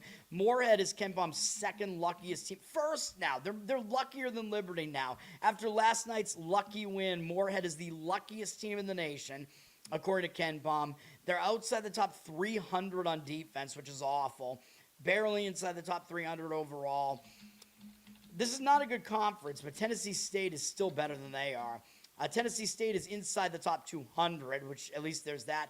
They're lucky as well, so there is that, but not as lucky as Moorhead. And they're better on both sides of the ball, offense and defense, I'm pretty sure. 180 and 215. Moorhead's 201 and 316. Moorhead's going to try to slow the game down, but I don't know if they're going to be able to. Tennessee State's going to try to speed it up. Tennessee State is the better team on both sides of the ball, though, so I like Tennessee State there.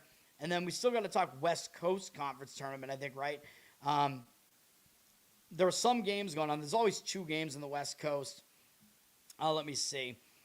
Yeah, so we have Portland and San Francisco. Portland won again last night. They're kind of a little bit of a darling now, I guess, in this tournament because they've won 2 games.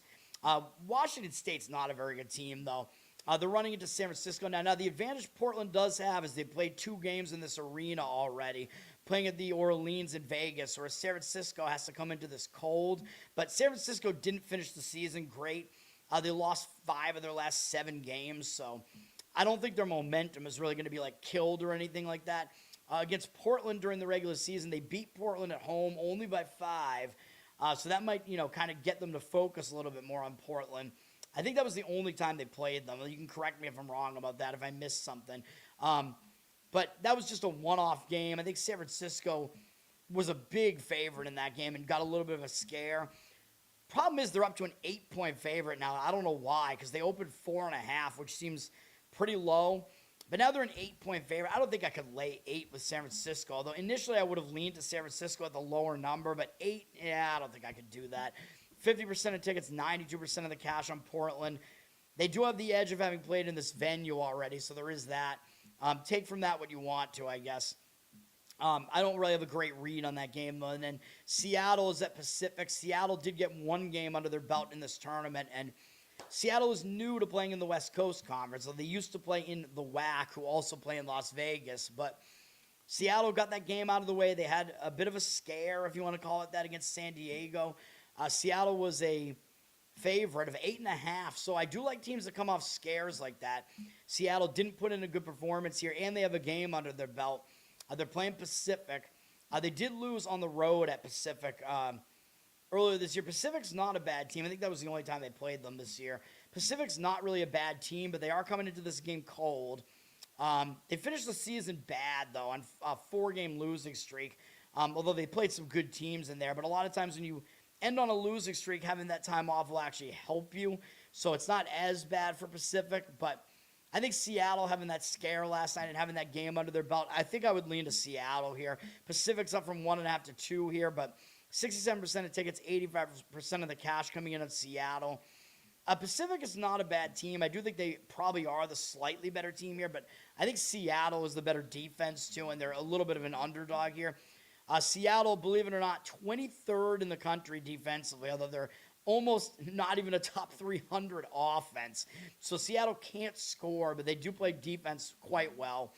Pacific is pretty good on defense as well, but they're the lesser team, and Seattle is the better defense. Excuse me, Pacific is the better team slightly by 2 ranking spots, but Seattle is the better defense, excuse me. Pacific is the better offense, and they are more balanced, though.